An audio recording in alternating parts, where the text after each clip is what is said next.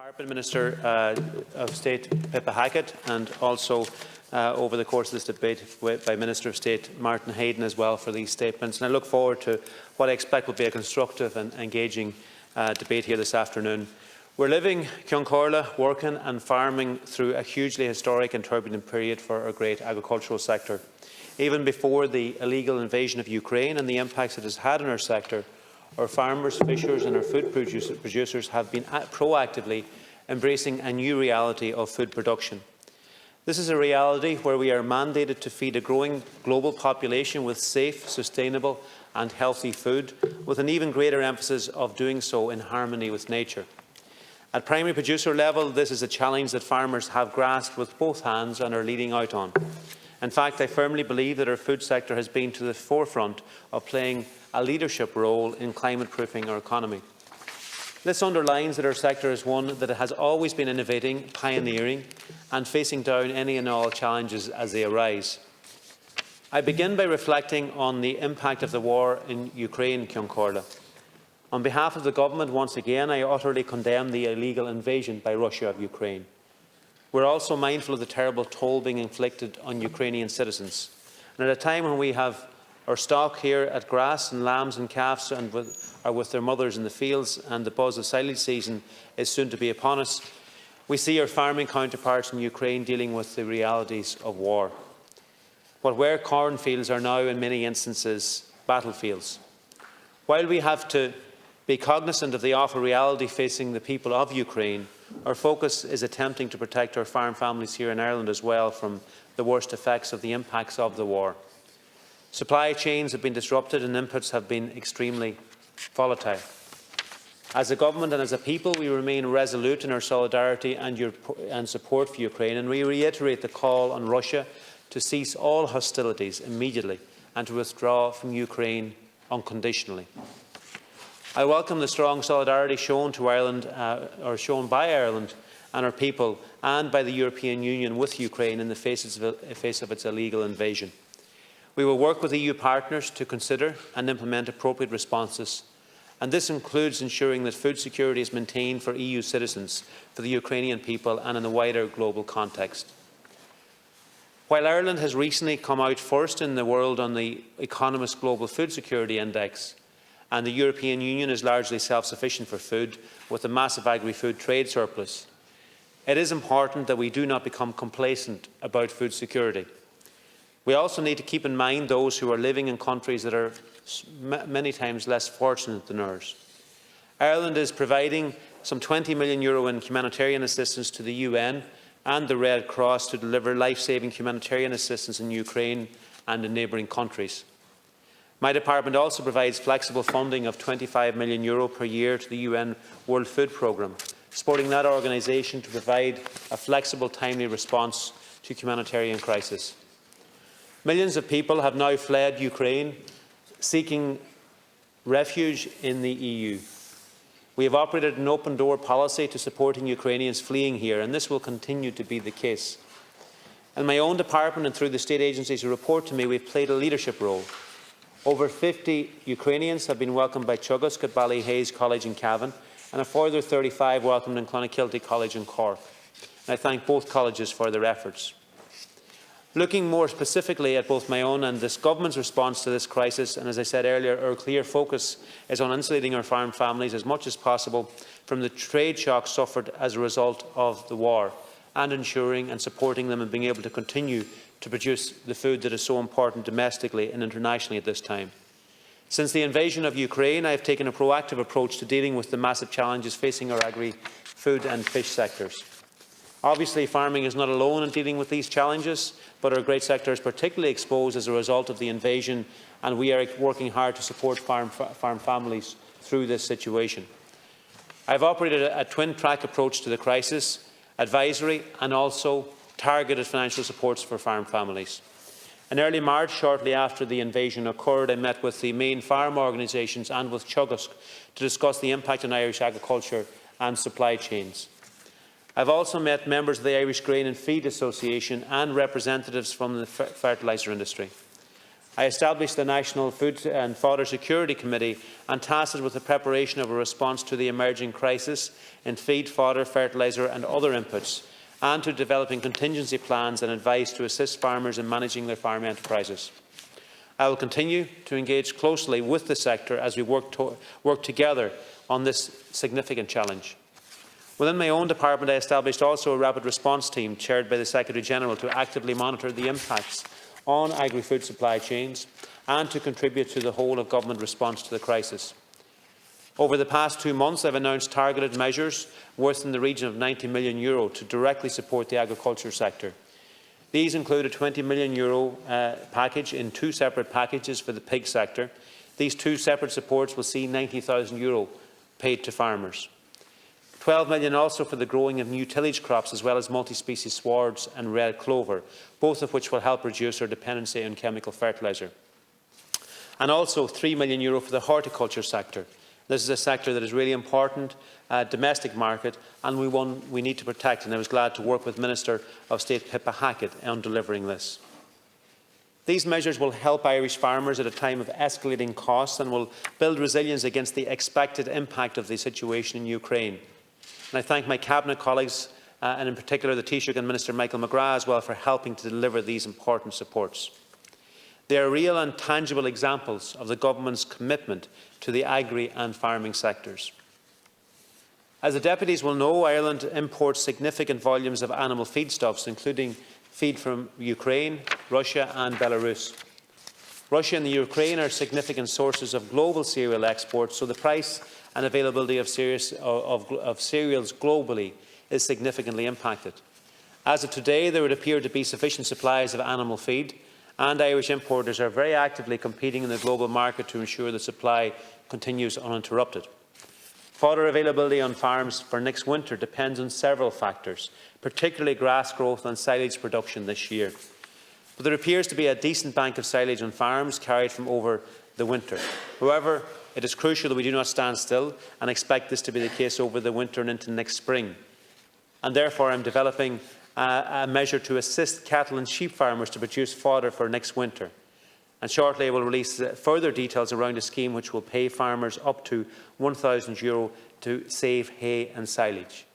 It will be paid at a rate of €100 on the first 10 hectares, up to €1,000 per farmer. And my key message to farmers is the absolute importance of growing grass this year, saving fodder, saving hay, and making use of this growing season ahead of us to do that. And I have committed strongly to them that they will be supported in the form of up to €1,000 in doing that. I'm conscious that the war in Ukraine has seen issues of both affordability as well as availability of fertiliser, and this could result in challenges for next winter. So that's the reason that I've moved to introduce the scheme. While most cattle and sheep are now out of grass, Corla, I'm conscious that the winter season is just finishing for some now. We must think prudently when it comes to silage and grain to ensure that we have more than enough to cover the amount of stock on an individual farm. In essence, what farmers plan to breed, they must also plan to feed. Even before the war in Ukraine, I had been conscious of the price rise for fertiliser and for overall the need to reduce dependency on chemical fertiliser. This is why last October I tasked Teagasc with developing a roadmap to aid our transition away from artificial fertilisers. I subsequently launched the Teagasc Soils, Nutrients and Fertiliser campaign. It is a credible plan which farmers are already using that will be good for the environment and good for farmers' pockets and bottom lines. As we know, Russia accounts for 22% of our fertiliser, so we have to plan in the short and long term around this fact.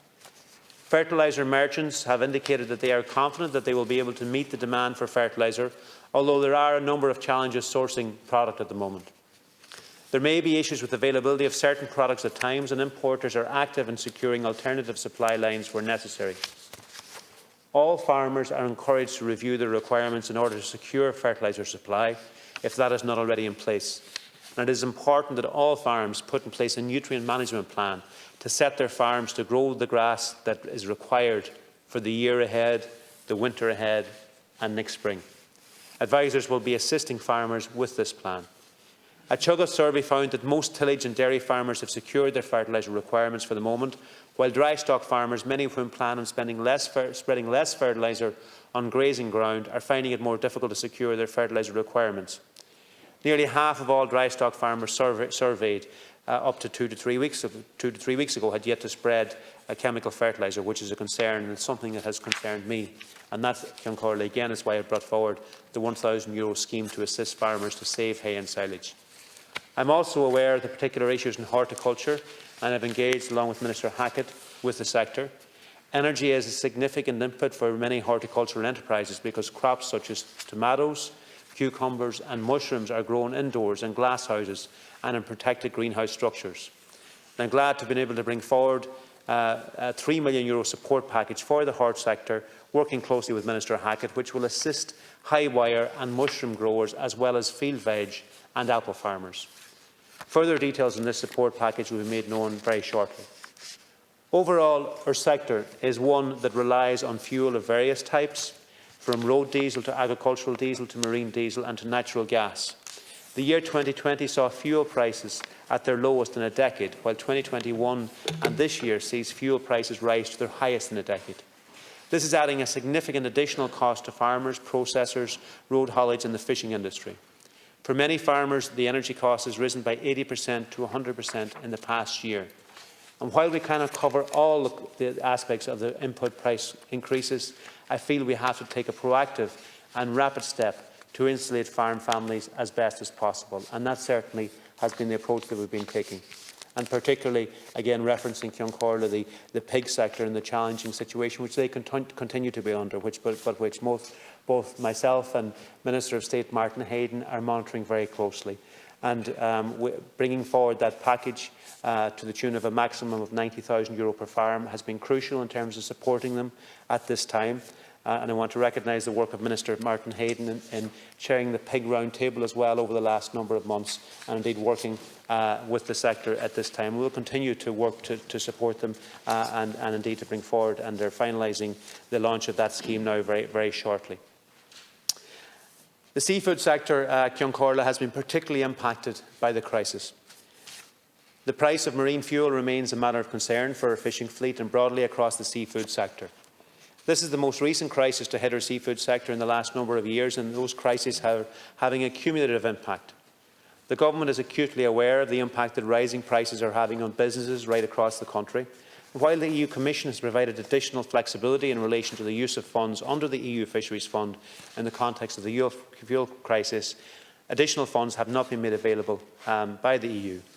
The impacts of Brexit and the Trade and Cooperation Agreement also continue to be a significant concern for our seafood sector and coastal communities. And that's why, in the last few days, Ciancórla, I launched the tie-up scheme, which will provide for 2 tie-up schemes of 3-month duration each. And the impact of that will be that it will mean that boats will get the opportunity to tie up for 1 month and 3, and boats will be paid over the course of that month on the equivalent basis to what their income would have been over the course of that month. That means that the other 2/3 of boats that are then fishing in that month will have 50% higher quota to fish, and it obviously helps improve the economics and the margins in relation to those boats that are fishing in those months, while 1/3 of boats are able to avail of the tie-up scheme at the same time. And that will run in 2 3-month tranches, and I think will be a real strong support to fishermen at a challenging time for them. Also, Ciancórla, I was glad today to be able to announce a €45 million investment in our seafood processing sector. Again, really crucial part of our sector. It's responsible for 4,000 jobs nationally. And while I, as you know, continue to fight at every opportunity at European level to try and improve our situation with regard to national quota, it's crucial that in terms of the fish we're catching and that the quota we have, we maximise the value of that. And that every fish that is landed, we maximise the value of it to fishers and also maximise the value of it to the coastal communities and in terms of employment. And that €45 million investment is an unprecedented investment in our processing sector, and it is targeted at adding value and investments that will add value to the fish that we catch. So we absolutely maximise the value of the fish that's landed and ensure we extract maximum value and income from it. And of course, alongside that, as has been the case throughout my tenure as Minister Cion Comhairle, I will be fighting tooth and nail at European level, particularly in the context of the Common Fisheries Policy Review, to seek any and every way to improve our opportunity in relation to our overall national quota.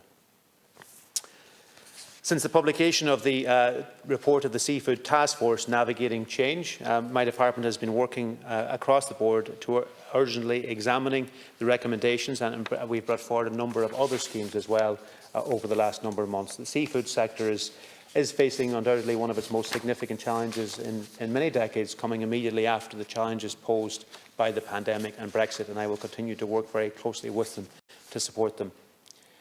So to conclude, Cion Comhairle, as I said at the beginning, our great agriculture sector is facing one of its most significant challenges, as is our marine sector, and in many challenges that we haven't seen before. In times like these, it is crucial that we take a proactive approach and that we take steps to limit any potential disruption to our feed and supply chains. I know that farmers, fishers and the agri-food sector will rise to the challenge and will meet it head-on. By working collectively and collaboratively, we can ensure that the sector is insulated against the worst of what might come from supply chain disruption. However, the next number of weeks and months will undoubtedly be challenging, but I want the House here today to know that I stand in full support of our farmers, fishers and their families and their businesses throughout this period of historic upheaval. The road ahead will be challenging, but we will get through it because it is in our DNA to persevere and to flourish in times of adversity.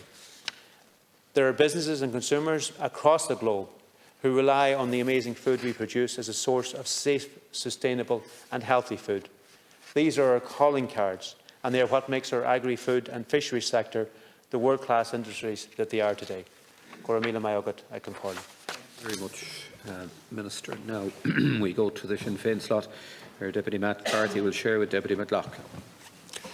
Garamaiga Cancor on taking 8.5 minutes. I want to thank the Minister for his opening statement and for being here alongside the Minister of State, and welcome the fact that we're having this debate, and to give credit where it's due to commend Deputy Mattie McGrath for being persistent and calling for this debate, which is very timely, I have to say, and just to give my apologies that I have to leave before the debate is over. Minister, you have a tough job at a very difficult time in Irish agriculture, and in fairness, you get some things right, you get some things wrong as issues arise. But what I find consistently lacking in all of your deliberations, including in the speech you've just given, is actually a vision for Irish farming, for Irish food, for Irish agriculture. And I think that that is concerning. We need a vision. We need to have an ambitious vision. We need to recognise the challenges that the sector is facing and put in place measures that can address those challenges and allow what is a unique and very important aspect of Irish farming, which is the model of the family farm network. We know that that is a model that is worth preserving. It's good for rural communities. In fact, many towns and villages would be nothing were it not for the network of family farms. They're the nearest thing that those towns and villages have to an industry. They're good for the economy. Family farm and the family farm network was our saviour during the financial crash, because family farmers aren't operating at the whim of shareholders or stock markets or international investors. They don't up and leave whenever supply chains get disrupted. They're here for the long haul. And I would argue that our family farm network is good for food security and good for the quality of produce. So we have about 135,000 farms in this state, and we have to collectively work together to protect them and to ensure that they employ best practice and that they're here into the future. The truth is that there has been hallmarks that have become embedded in agricultural policy, not just at the domestic level but at an EU level, that put that model under threat. Farmers have been encouraged, incentivised and in some cases forced to intensify and specialise. And we see the challenges that presents, because as farmers intensify and specialise, they become also more vulnerable. So sometimes, depending on the sector, they might have good years, but very often they become incredibly vulnerable to international shocks, as we've seen, particularly when we end up with a situation as we have now, where input costs go out of control, where prices are dictated by processors and retailers, and increasingly farmers are being asked to do more for less supports.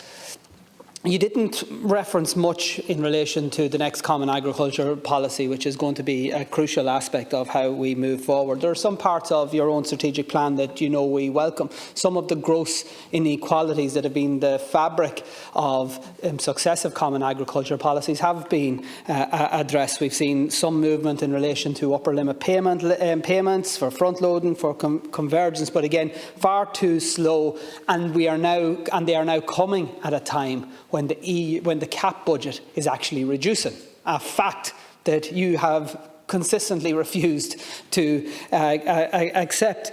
We had a number of discussions, very limited in respect of the strategic plan. You refused to our request to bring it before the House of the Oireachtas for debate. In the fact that the European Commission saw the CAP strategic plan before any farmer, before any opposition member of this House, before any member of your own party in this House, indeed, to me is not the way to do business. We should be, when we're talking about a CAP strategic plan that can have implications for Irish farming for generations, then it should be a collective effort on behalf of the Irish Houses of Parliament, so that we all are bought into it. Now, the European Commission sent you back what can only be described as a scathing communication, and we're now in a situation that we still don't know precisely whether you're going to come back to this House to engage us to address some of the issues. The truth is that Irish farmers won't survive unless they get fair prices for their product. We've spoken, you've referenced significant and unsustainable increases in input costs, and some of the supports that I would describe as being minimal and all too often too little too late. You referenced the crisis reserve. You have yet to give a commitment that your government will co-finance the crisis reserve to the maximum 200% that is permitted. I hope that you will take that opportunity today. We still don't know whether or not Irish farmers are going to get a benefit from the Brexit adjustment reserve, and we don't know whether or not important sectors such as the pig sector and others are going to be able to survive into the future. The truth is that if we want to have a premiumisation model of Irish farming, if we want to have a model that is sustainable, that is in line with our climate obligations and is in line with all the stated objectives of members of this House, then there must be a premium price paid for a premium product. It is absolutely ludicrous, in my view, that we continue to have a situation where the best model of beef production in the world, as I would see it, the Irish suckler beef herd, continuously operates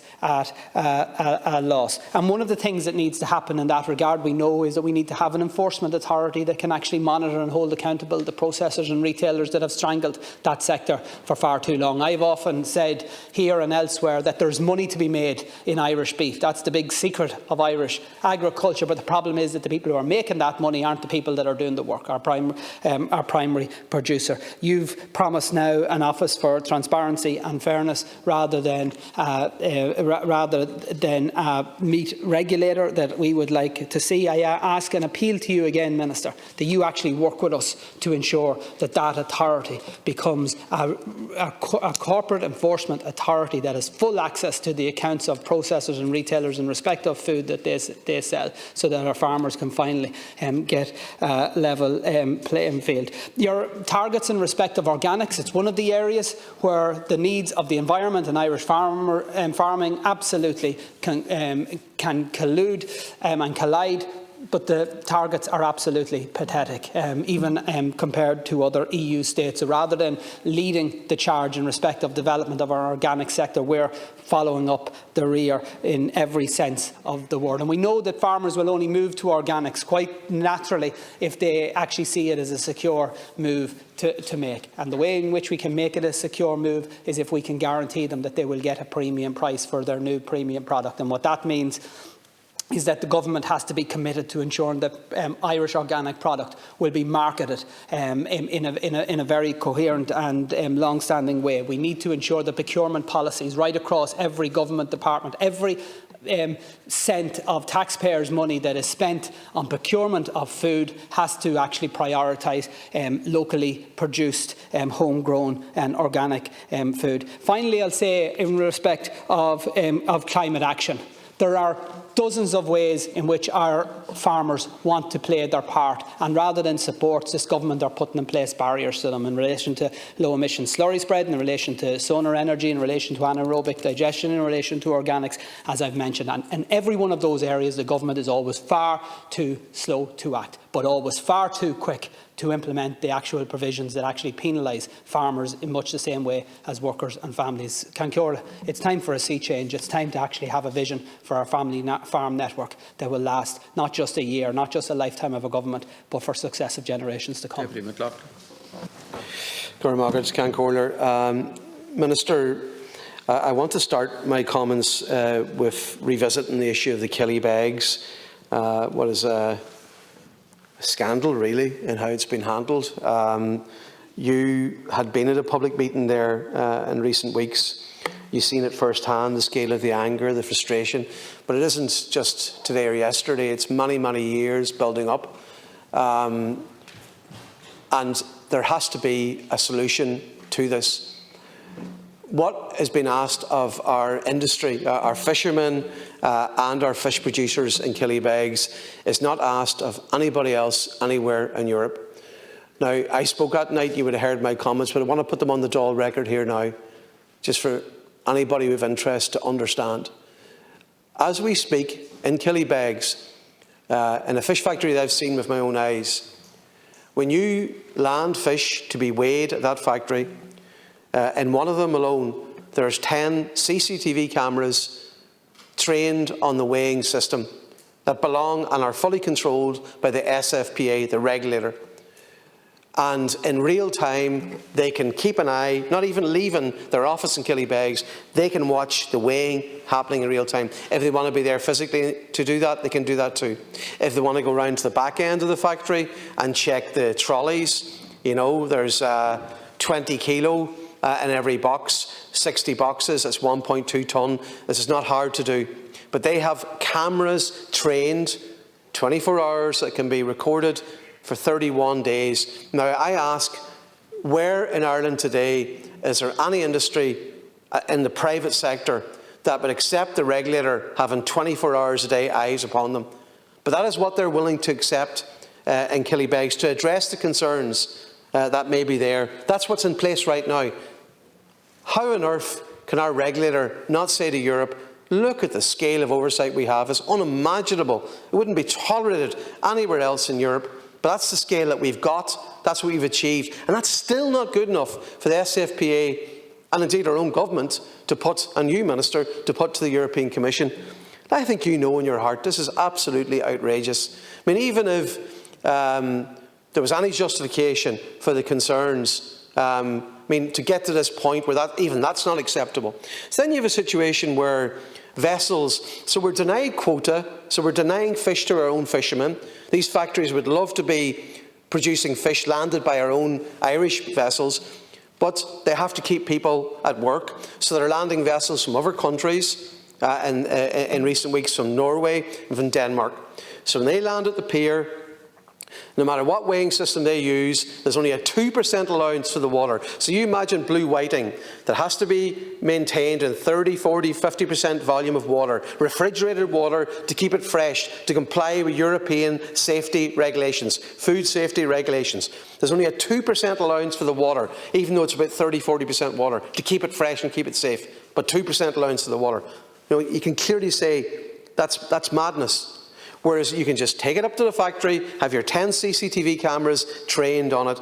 This is bureaucratic madness, Minister, and you know it. You know it's wrong, and it's not getting sorted out. But to make things worse, they, rather than turn their fish for human consumption into fish meal, two of the vessels landed in Derry, and there's 40 trailers transported the fish to Killybegs. Just to make a point, remember that the harbour in Derry is designated as a European Union harbour. It is included in the protocol, the Irish protocol that we're all talking about right now. So our own Irish state agency are now saying to these factories in Killybegs, who are just making a point that this is bureaucratic madness, that you're getting your weighing permits removed. We're taking your livelihood away from you in real terms, because you landed in a harbour, I quote, outside of Ireland. They're suggesting that Derry is outside of Ireland. They're doing the British Conservative Party's job for them. They're basically enforcing a hard border and ignoring the protocol that we all fought for. And that's the political reality, whatever way they want to phrase it. So I state again, there are 7 harbours in the North of Ireland designated. My understanding is that there's 150 landings of fish that came through the north to Irish fish producers in the last 4 months, 150. But 35% of the seafood that comes into the 26 counties, Republic of Ireland, comes through the north. This is the practice.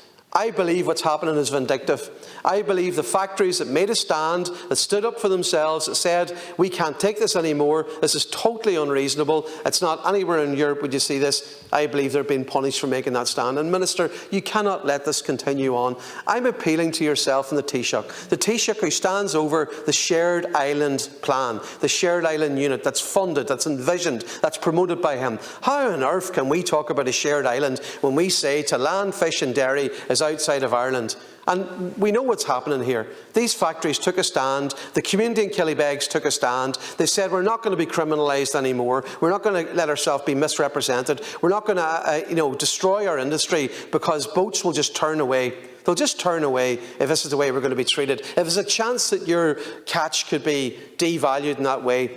So I'm urging you today, I'm taking all of my speaking time today. There's so many things I could say about fisheries, but I'm asking you today, Minister, please, yourself and the Taoiseach, to intervene with the SFPA, to return common sense and to make sure that the people of South West Donegal and Killybegs have a future in the fishing industry. Please do that as urgently as you can.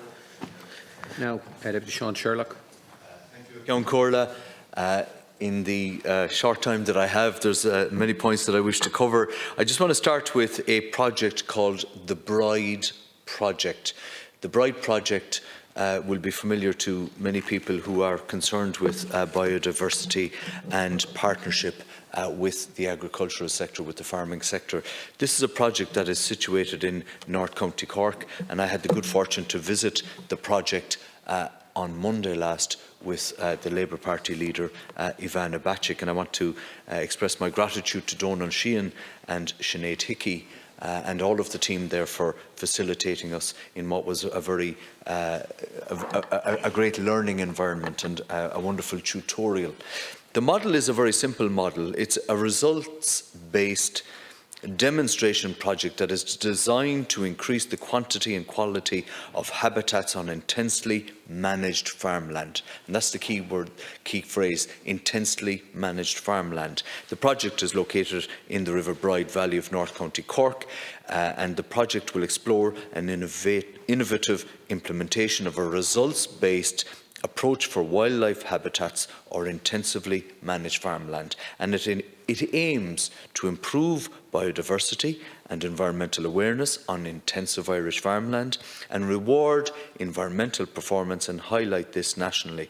And it is also there to facilitate market rewards for sustainability. The reason I'm raising that here today, Minister, is because it is part of a European innovation project which is funded by both your department there. And it has key partners which include the local authority, it includes Glanbia, Teagasc, On Board Bia, the National Biodiversity Data Centre, KeyPack, Birdwatch Ireland.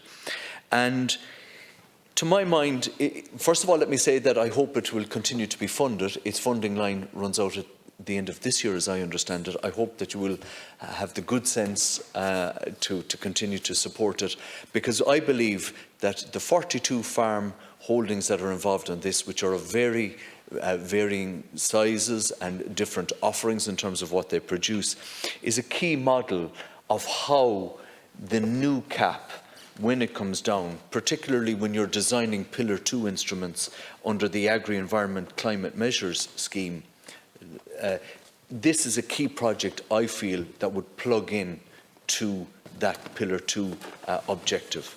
Because if we can get farmers to devote 10% of their land holdings for nature without actually losing income, and if you can devise schemes such as the Bride Project does, which encourages and nudges farmers through a process of inspections to implement more environmental goods, that's riparian goods, grassland margin, hedgerows, increasing biodiversity and so on, it will have a massive impact. And I think farmers at present are not encouraged in the current cap round, if you will, to give more to those margins on their own land holdings, because there is a penalty for that. As we all know, that is self-evident.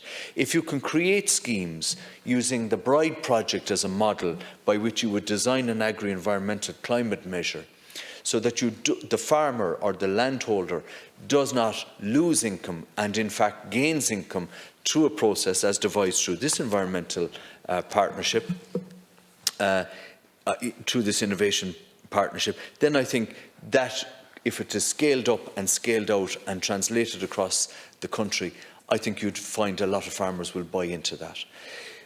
Increasingly, we are losing biodiversity. That is a very self-evident statement to make, I know that. I think we all acknowledge that. But the way in which to get farmers back into managing the countryside is to make sure that there's a financial incentive. And the beautiful thing about the Bride Project, Minister, is that it provides financial incentives. Where you implement sustainable or biodiversity measures, there is a marking scheme. The marking scheme determines the amount of monies then that you will gain. So there is income being generated for the farmer. I will leave it at that. I hope that they will continue to be funded, and I would love for the Bride Project to be plugged in to the next cap under the Pillar 2 Agri-Environment Climate Measure schemes that will be devised. I think that would be a good thing for this country, and I think you'd find that a lot of farmers will plug into that. On the issue of forestry, we've had a lot of repeated promises in respect of forestry growth in this country. We know what the environmental goods are there in relation to sequestration. But despite all the repeated promises that forest owners are getting, they're still only getting half the licences required to meet the department's own targets, and it just isn't enough for the sector. And the question I have really is, are we getting any closer to getting licences issued within an acceptable time frame of 120 days? And I think the answer right now is no. And the second question is, are we going to meet our targets for 2022?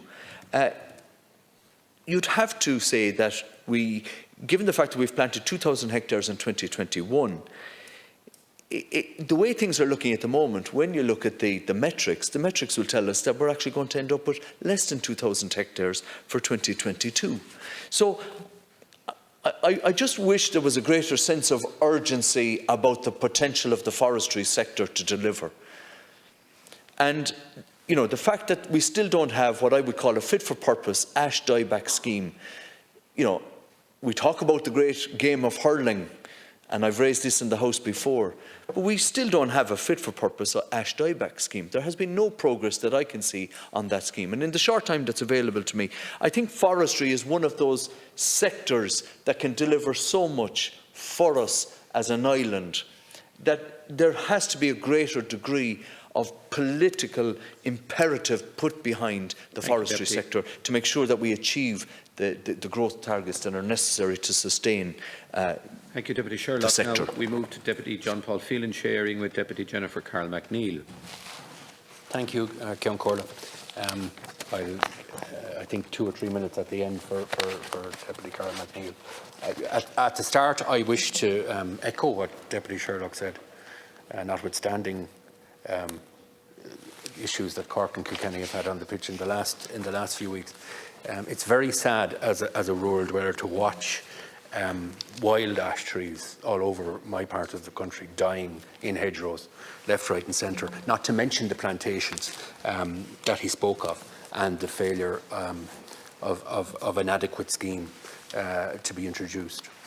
This is a timely discussion, Ceann Comhairle, on a subject that's rarely discussed in any detail in this House, or indeed in most national platforms outside of it. It's particularly unusual, I suppose, in the context of our country's history, but also our capacity for food production.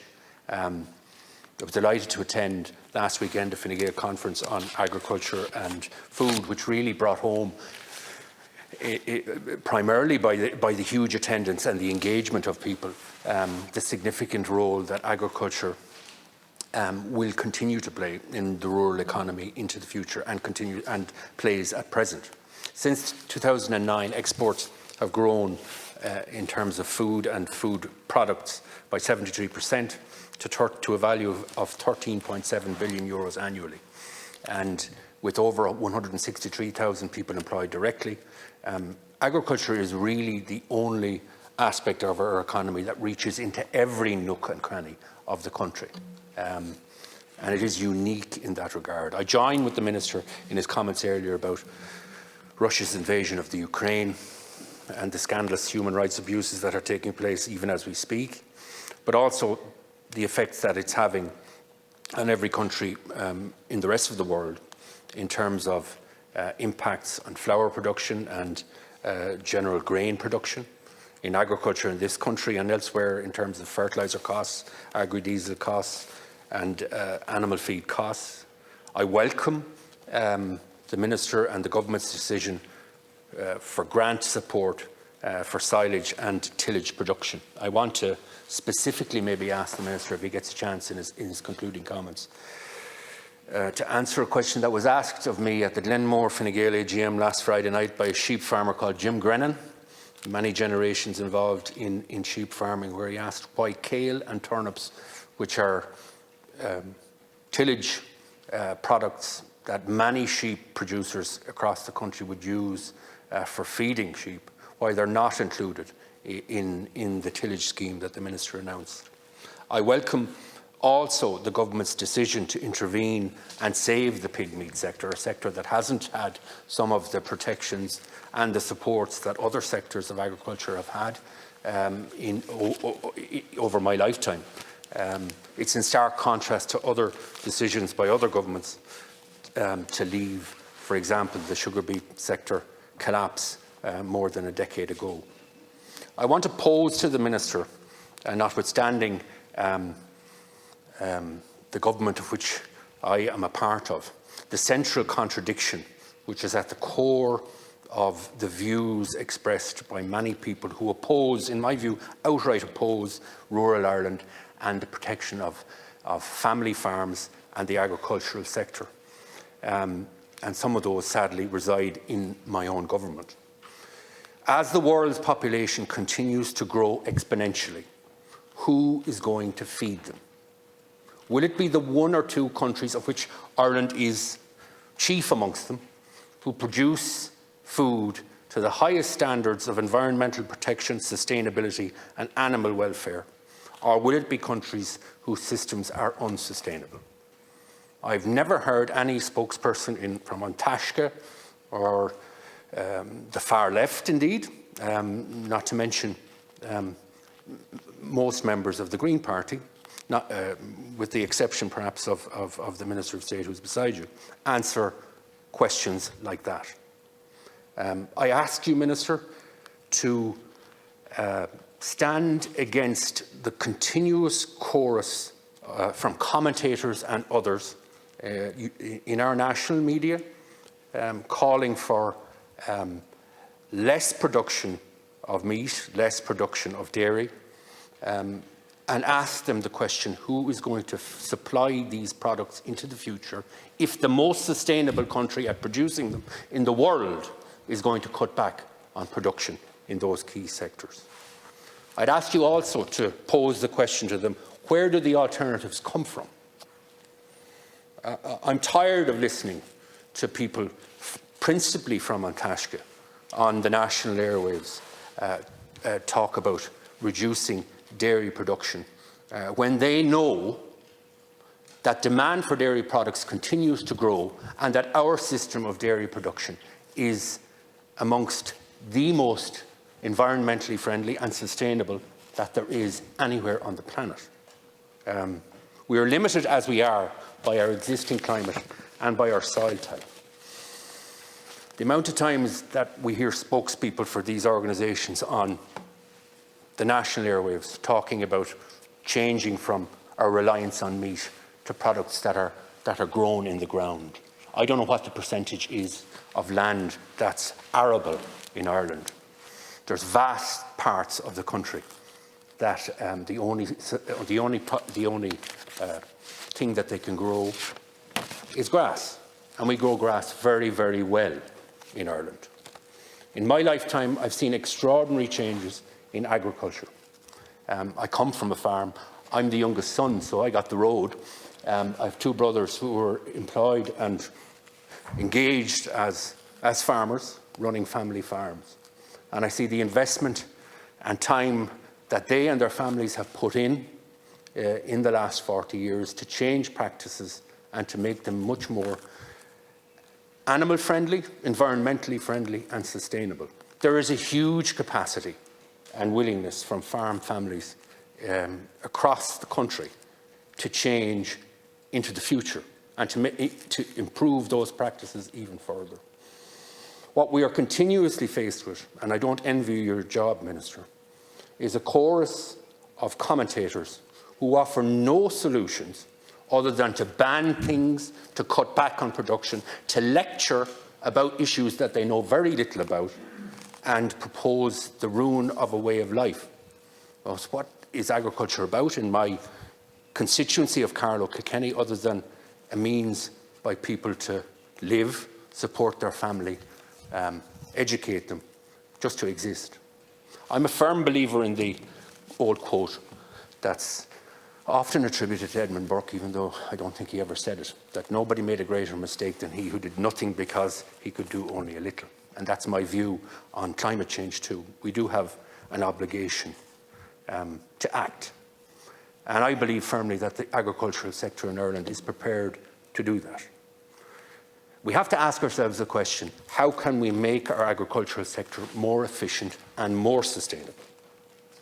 And I know that Teagasc, we in Fine Gael a number of months ago visited Teagasc facility in Grange, I think it was, where they're looking at additives to animal feed that would drastically reduce the emissions from our cattle herd and our dairy herds right across the country. We also have to address issues with regarding to water quality. We've seen in the last number of years specific problem areas in the country where water quality standards have fallen. But we specifically know from the last 20 years, from targeted investment by government and by family farmers, that is a problem that we can deal with and we can address, and that family farms are more than willing to do that. Yeah, I'm just going to finish up. I got a dig there. Final thing I want to say to you, Minister, is that there are hard political choices, and I'll support you in every way I can to ensure that the rural economy is protected and that the rural way of life is protected. I believe that you understand it. We have to firmly resist, and you have to lead in this regard, the modern Irish scourge of closing down sectors of our economy or systems that we already have that work well before we develop an alternative or we look at adjusting our current practices to make them more sustainable. And peat is the classic example of that. I wish you well in your task and I welcome this debate. Thank you, Ceann Comhairle. I'm very pleased to speak on this conference. I attended the Fine Gael Conference in Agriculture in Tullamore at the weekend, and it was wonderful to see how vibrant a conference it was, how vibrant the participants were about agriculture and agri-food in Ireland. My constituency obviously is not exactly a rural constituency in Dún Laoghaire, but dependent, as every constituency is, on the success of the agri-food business in Ireland as a key part of the Irish economy. And I recognise the 160,000 people who work in that and the contribution that it makes of €13.7 billion to our economy. And it is an extraordinary fact that exports have risen by 73% in that period, in such a difficult period for Ireland's recovery. I want to thank Minister Martin Hayden for organising a visit to the Teagasc facility in Grange, as Deputy John Paul Phelan has said. I learned a huge amount about efficient farming, about more efficient farming. I went in as a sceptic. I went in as somebody who had not understood quite how prominent Ireland was in terms of carbon efficiency in production of dairy and beef, and how much more we have done and how much more we can do. And I appreciated greatly the opportunity to question the scientists and the experts there, and I recognise Teagasc's contribution to the scientific development in ways that can really continue to reduce carbon emissions from Ireland. But I think, as Deputy Paul Phelan has said, it is important to acknowledge how much more efficient we are as a food producing country than so many others, and the value of that contribution that Ireland can make and does make and can make. Fine Gael is a party that has always supported rural Ireland. Fine Gael has a track record of investing and supporting rural Ireland, of supporting Ireland's farmers, and we will continue to do that. Thank you, Ceann Comhairle. Thank you very much, Deputy. Now, Deputy Martin Kenny is next listed, but he's not here. Deputy Holly Kearns, please.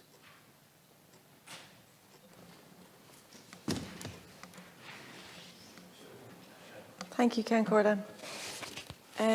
The pandemic should have been a wake-up call to improve our food systems. It highlighted the importance of farmers and producers and our overdependence on imports.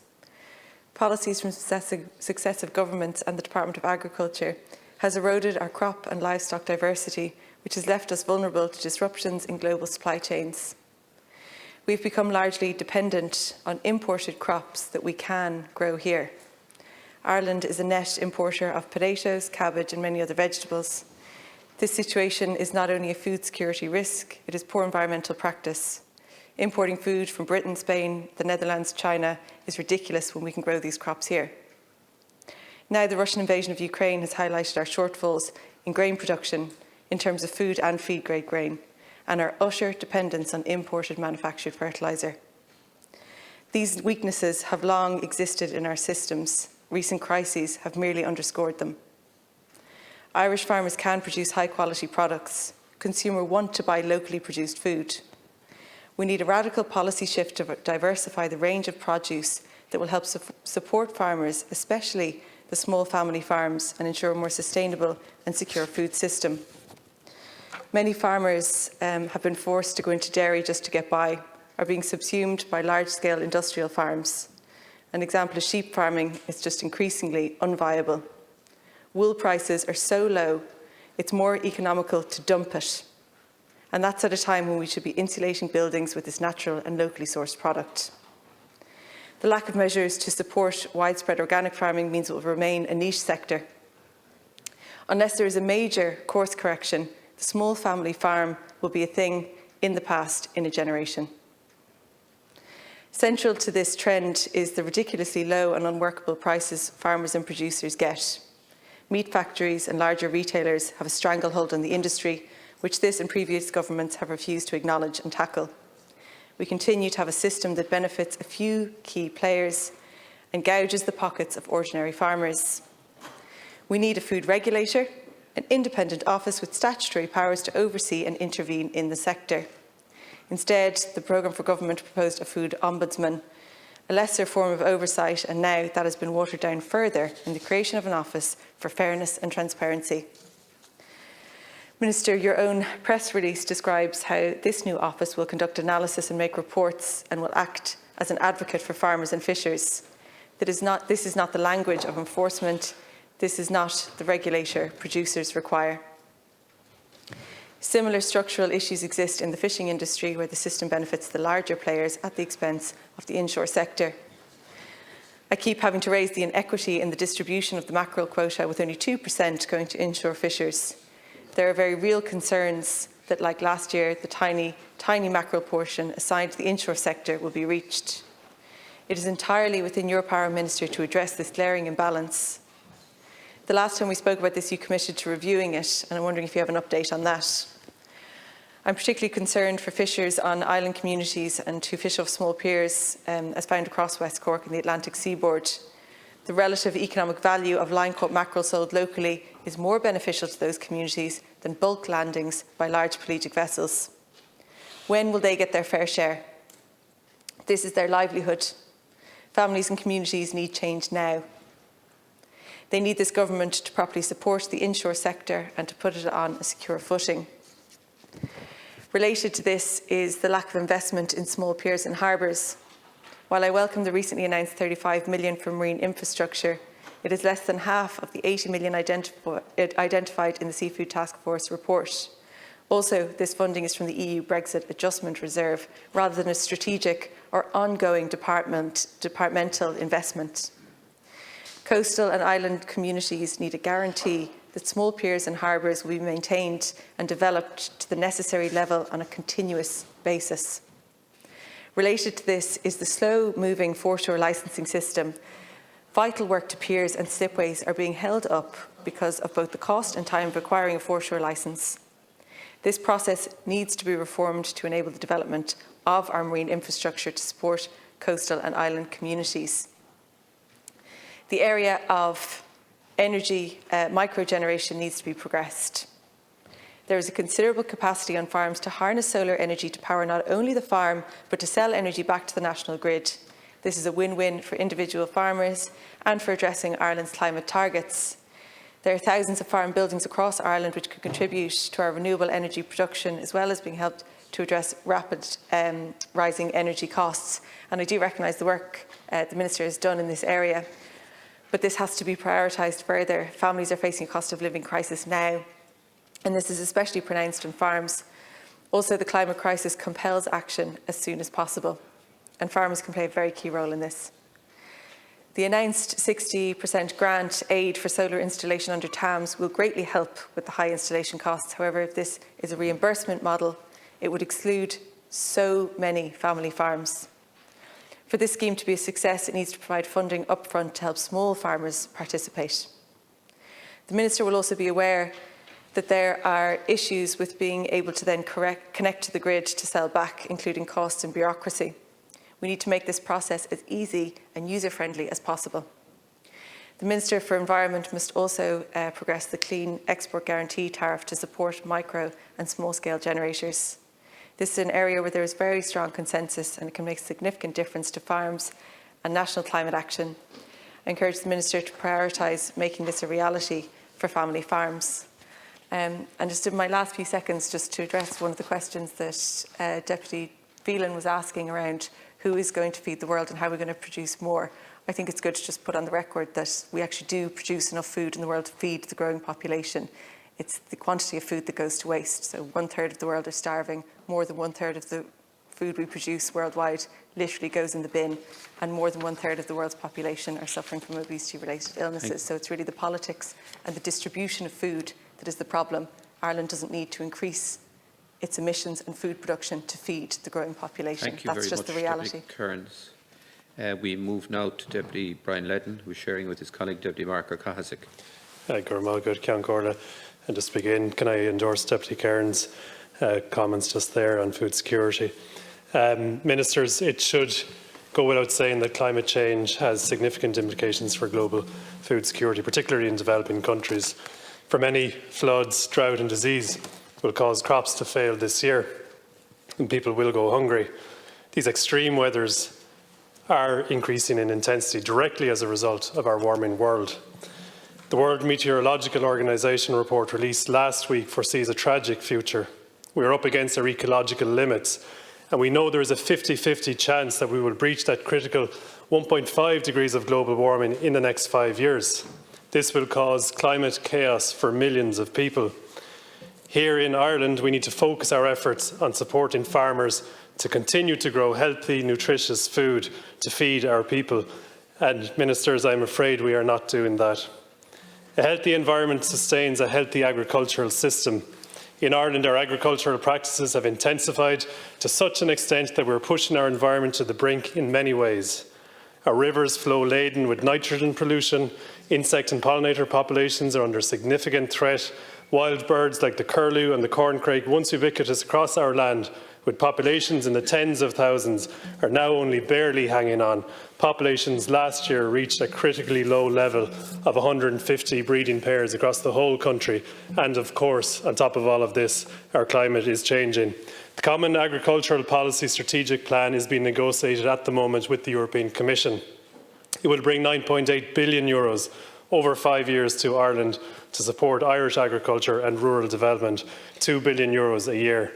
Reading the draft CAP strategic plan, I see a huge missed opportunity. We could be using this money to support farmers, to future-proof their farms, to switch from high-emissions farming and to build resilience into the farming sector so that our farmers can continue to produce healthy, nutritious food that is not at the expense of our natural world. The European Commission agrees. In their response to the draft plan, they noted on the dairy sector, quote, "The Commission has doubts whether what is proposed goes far enough. In this context, it particularly has in mind substantial implications for agricultural greenhouse gas emissions, for quality of air, water and soil, and for biodiversity," unquote. And in relation to the proposed eco-schemes in Pillar 1, the Commission comments, quote, "The options involved might add only very modest environmental value in comparison to basic good practice in Ireland, with the result that the scheme as a whole brings about too little change," unquote. In terms of greenhouse gas emissions, the agriculture sector is a big emitter. Under the climate law, we have set a budget for emissions and each sector must contribute. Those sectoral budgets are also being negotiated at the moment between departments, and for agriculture, the cut in emissions will range between 22% and 30%, equating to an absolute reduction of between 5 and 7 megatons of carbon dioxide equivalent per annum based on the 2018 baseline by the end of the decade. The €2 billion a year that the CAP strategic plan will give to the agricultural sector is expected to facilitate a reduction of only up to 1.2 megatons of carbon by 2027. That leaves us having to reduce emissions in agriculture to a far greater degree from 2027 through to 2030. Ministers, we are way, way, way off with this plan. Where are the rest of the emissions reductions going to come from, if not supported through the CAP strategic plan? We are missing a huge opportunity here to have joined-up thinking and joined-up climate action across the state. We are missing an opportunity to prepare our farmers for the future. The Minister recently announced a €55 million silage package. This is the third such package the state will provide to farmers in response to a fodder crisis. It is disheartening that the previous two packages have not been used to build resilience into our system to prevent against future crises. These crises are not going away if we maintain the current system, which is heavily dependent on imports. Importing fodder, importing feed for animals and importing chemical fertiliser, all of which are subject to international price volatility. This is what we are seeing at the moment, and we are not prepared. We talk a lot about just transition in the energy sector, but we need to start talking about just transition in agriculture. We should be using any and all investment in agriculture to ensure our farmers are encouraged to grow the fruit, the vegetables and the grains that we humans need to eat. And we need to start thinking about how we're going to compensate farmers for allowing space for nature. Natural spaces on farms are currently not valued. Farmers are encouraged and paid to remove trees and hedgerows and to drain wetlands and bogs. We need to be doing the opposite, rewilding land, restoring peatlands and wetlands, creating spaces for nature to thrive. It is in all of our interests. The eco-schemes proposed in the CAP strategic plan, as noted also by the Commission, are nowhere close to enough. And I'll give some examples. A farmer needs to sign up to 2 eco-schemes. Eco-scheme 4 is for the planting of native trees and hedges. A farmer will qualify by planting 3, that's 3, not 300, native trees per hectare, or 1 metre, not 100 metres or a kilometre, just 1 metre of hedgerow per hectare. Farmers can sign up to Eco-Scheme 1, which is for space for nature, and the EU Biodiversity Strategy and Food Vision 2030 set a goal of achieving 10% of high diversity space for nature on farmland. The Irish Voluntary Eco-Scheme asks farmers to commit to leaving 7% of the land for biodiversity habitats or landscape features, just 7%. And research from Teagasc tells us that most farms already have between 5 and 7% of their land as unproductive. So for many, this will be a no-change scenario. When it comes to water quality, the most recent EPA report on water quality concludes, quote, "The most significant pressure causing a decline in our water quality is increased concentrations of nutrients such as phosphorus and nitrogen entering our waterways," unquote. The main source of water pollution in this country, ministers, is from nitrogen runoff from farms. One way we can get around this and the over-reliance on chemical nitrogen fertiliser is the planting of multi-species swards. In the voluntary eco scheme, this encourages 6% of grassland to be sown in this way, just 6%, Minister. These numbers are so marginal. We are overhauling the energy sector and the transport sector and other sectors, and the change that has been undertaken in the agriculture sector is a far cry from the change that is happening in those other sectors and what is needed. We are not using the CAP strategic plan to reduce emissions. We're using it to maintain the status quo, and we should be using it for future-proofing our agricultural system, to protect the long-term viability of our farms and the livelihoods of farmers, and to restore our critically damaged environment. And I certainly don't agree with everything Deputy Phelan said a few minutes ago before me, but I do agree we have to support our farmers and we have to support rural Ireland. And I believe we can do this without compromising on the environment and on climate. We can do better and we must do better. Cormac. Cormac, I said just recently that there's a phrase that I believe should be written on every wall in every office in this Oireachtas.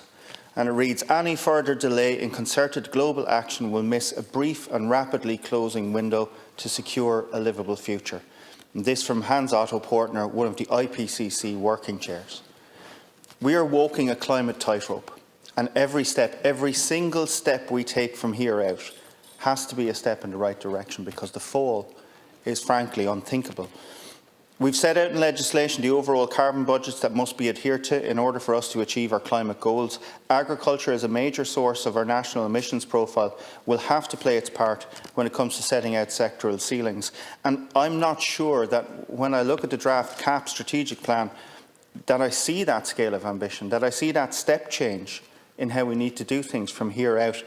And I struggle to see how this plan is going to integrate with the EU's nature restoration law, which is coming down the tracks, especially as Deputy Ledden laid out, when many of the conditions on the Pillar 1 payments are so weak. And I worry too, and Deputy Carty referred to this in his speech, when I see my brother-in-law, or when I see my neighbour, or when I see the fellas I used to play hurling with, when they're encouraged to borrow so heavily, to buy into a system that relies on specialisation, intensification and ever-increasing input costs. And again, I hear stories of them running to stand still, working harder, longer hours, with nothing to show for it at the end of the week. And all the while, heaping pressure on our waters and our land with all the attendant impacts in terms of biodiversity. But Minister, I strongly believe that there's a better way forward that offers a brighter future, not just for our farming families, but for all future generations. And I listened to some criticism of Antashka earlier, and I want to praise them. In fact, just this week, just yesterday, Minister Noonan launched the Legacy for Life programme, which is a programme developed by Antashka to develop community-based supports for Ireland's natural environment with a focus on ecosystem resilience and biodiversity enhancement. I just want to draw your attention to two strands within that project. The first is a pond biodiversity project, which looks to build Irish capacity and expertise in pond creation, which may sound like a small measure, but it takes a small amount of land for a huge biodiversity payoff. And not just biodiversity, but also carbon sequestration. And it's something that a farmer can create in an hour with a digger, and by the time he's finished, there'll already be wildlife there. Probably more critically for this debate, advancing farm to fork, which will seek to offer alternatives to current intensification-based food production methods. And these are examples of ways forward for our farming sector that will secure a viable future for farming families, and a future that respects our planetary boundaries, that nurtures biodiversity, and one that I strongly believe will also add, in terms of sustainability and profitability, particularly for small farmers and those small farming families that have for so long been the bedrock of our rural communities, and I very much hope will be the bedrock of our rural communities going forward. Thank you, Deputy O'Casey. Deputy Maiden. Farming in County Wexford and across the island is a much valued industry and contributes millions to the local economies in terms of employment, commerce, sustainability and sustainability of rural communities. The Common Agricultural Policy is the single most important tool we have for securing the future of family farms and food security. Yet, the CAP budget in the next period represents a substantial cut to farmers' incomes and threatens the viability and sustainability of the small farm. Government refused to bring its draft CAP strategy plan before the Dáil for debate, scrutiny and approval, as Sinn Féin had reasonably called for. We make the same reasonable call now to the Minister and ask, will he bring any revised plan to this House, as well as re-engaging with the farming organisations and other stakeholders on the plan? I would also like the Minister to clearly clarify the definition of the so-called forgotten farmers, and if the cohort of these farmers will be supported under the next CAP, or where exactly will the funds be coming from, and will they have access to TAMs to the next CAP rounds? I met recently with local IFA members in County Wexford, and we had a very healthy and robust discussion. One of their biggest issues they raised with me is their skyrocketing costs. They are deeply troubled by the cost of diesel and fertiliser, and are having which is having a detrimental impact on their farming farms and businesses. As you know, fertiliser prices alone has increased by 160% to 228% year on by January. Organic poultry feed has increased 77% from April of this year, while farmers are also facing spiralling rising energy costs and other costs of living that are specific to farming. It is therefore understandable that farming organisations describe the initial reduction in agri-diesel by 2% a litre as an insult, especially when this already meagre reduction was cancelled out by the carbon increases at the beginning of this month. I would also like to raise the issue of farming contractors, particularly those involved in silage. Simply, if they don't receive some recompense, small farms and small contractors will go to the wall. For example, it cost €5,000 to fill a 10,000 litre tank last year. Today, that same tank will cost you €10,000. Contractors will have no choice but to put this cost back on the family farm or go bust. Following pressures from Sinn Féin, the Minister for Finance recently introduced further reductions to offset the carbon tax increases, which was welcome. However, the carbon tax increases should have been stalled instead of this roundabout mechanism that caused a lot of distress and does not go far enough. Furthermore, the crisis in the forestry licensing system is far from over and is causing continued bureaucratic stalling in a product that is vital to the environment and the construction industry in Wexford and beyond. Despite the climate advantage of afforestation brings to the reduction, despite the climate advantage of afforestation, this brings to the reduction of our carbon emissions. It adds to the reduction of our carbon emissions and a much-needed domestic supply of timber, which has become a very expensive imported commodity now, and will, as I already said, will be essential to building the much-needed homes for our young people. Minister, what plans are in their place to address this? County Wexford is also a strong maritime tradition and a strong fishing community. I met regularly with our fishers and have spoken several times in the Dáil to stand up for them and to protect this industry. Their contribution to the local and national economy is as important as farming, and to the survival of our small fishing communities and villages. In fact, the Irish fishers have borne the biggest financial brunt of the Brexit deal. The industry has been left behind yet again in European negotiations to soften the blow for other industries. Irish fishermen will take 15% cut to pre-Brexit quota, which costs €43 million per year as a result of the trade deal. Only around 20% of the fish caught in these waters are landed by Irish fishermen. This is deeply unfair and a byproduct of the failure of every government policy since the Common Fisheries Policy was put in place. Talking to fishers and other small coastal businesses in my own area of Wexford, they feel completely abandoned, unheard and, forgive the pun, thrown overboard by the government. We in Sinn Féin want to see a revisiting of the Common Fisheries Policy. The Irish Government must start arguing for and negotiating for a fair quota system that reverses the existing disproportionate quotas and set a fair deal for our fishers and protect our natural resources. To finish, I would like to thank the Minister for listening and also thank Deputy Matt Carty for his Trojan work as a Sinn Féin agriculture spokesperson and Paddy McLaughlin as our fishing spokesperson. Thank you, Deputy Maiden. Next to the government slot, and with Minister Martin Hayden for 6 minutes and Minister Pippa Hackett for 5 minutes. Mr. Hayden. We have a welcome opportunity here today to discuss the issue of food security. Food production in Oireachtas is important for our farmers, for our fishers, for our rural and coastal communities and for the wider society as well. It's important for me, my political party, Fine Gael, and for government. Once in your life, Oireachtas, you might need a doctor or a lawyer, a guard or a priest, but every day, 3 times a day, you need a farmer. We cannot take food security for granted, and we cannot take for granted the vital role that farmers play in the production of that food. And if the situation in the Ukraine is to teach us anything, it's to highlight maybe a complacency that there has settled around Europe. Complacency about what the European project was originally set up for the peace on the continent of Europe. And a key pillar of that peace is food security. That is the basis of the Common Agricultural Policy, the CAP, which has been hugely successful down through the years. Successful in guaranteeing a stable supply of safe, nutrient-dense food that is produced to the highest standards in the world and in generating balanced regional development. And like any successful sporting dynasties, continued success can breed complacency. We have seen that the recent CAP negotiations in Brussels across with other European countries.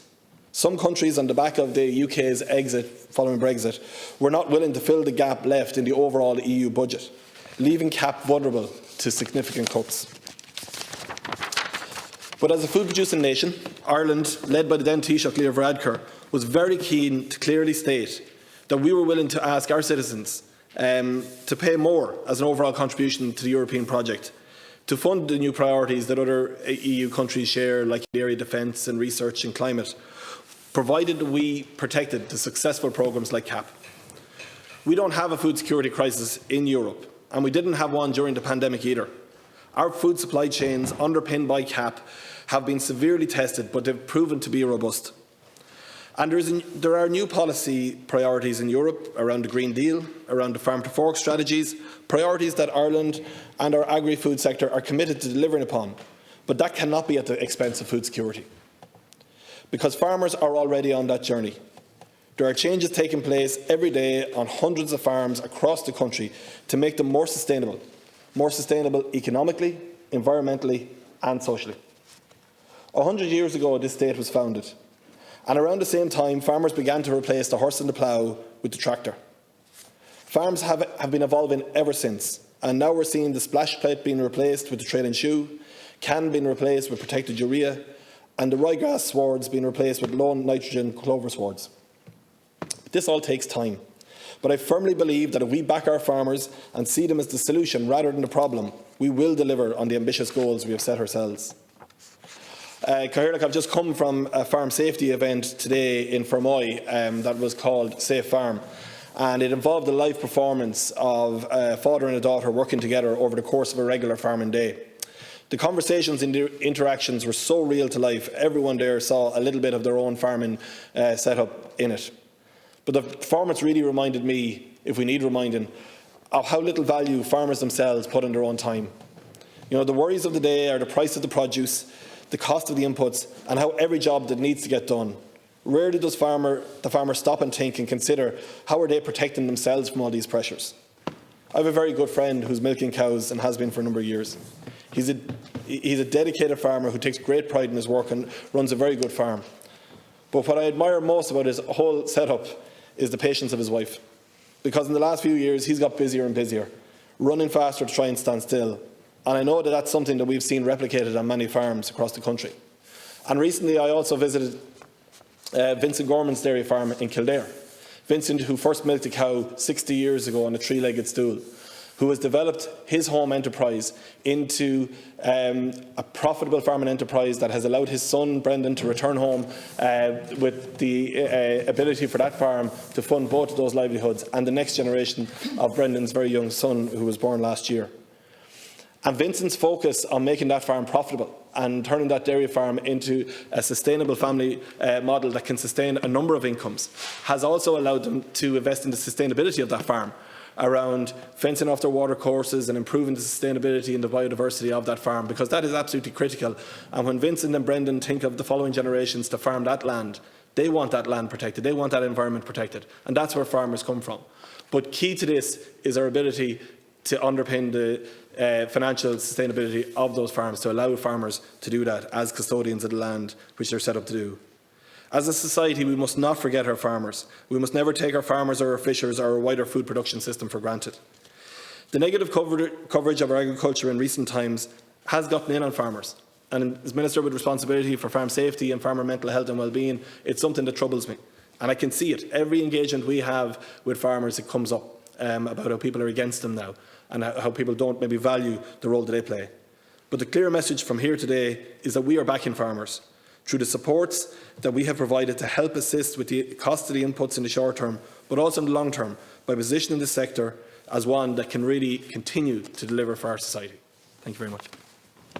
Very much, Minister Hayden. Minister Hackett. Thank you, Chair. Like my colleague Minister McConlogue, I also want to begin by speaking about Ukraine, and we simply cannot forget the thousands of people that are suffering in Ukraine as we speak here this evening.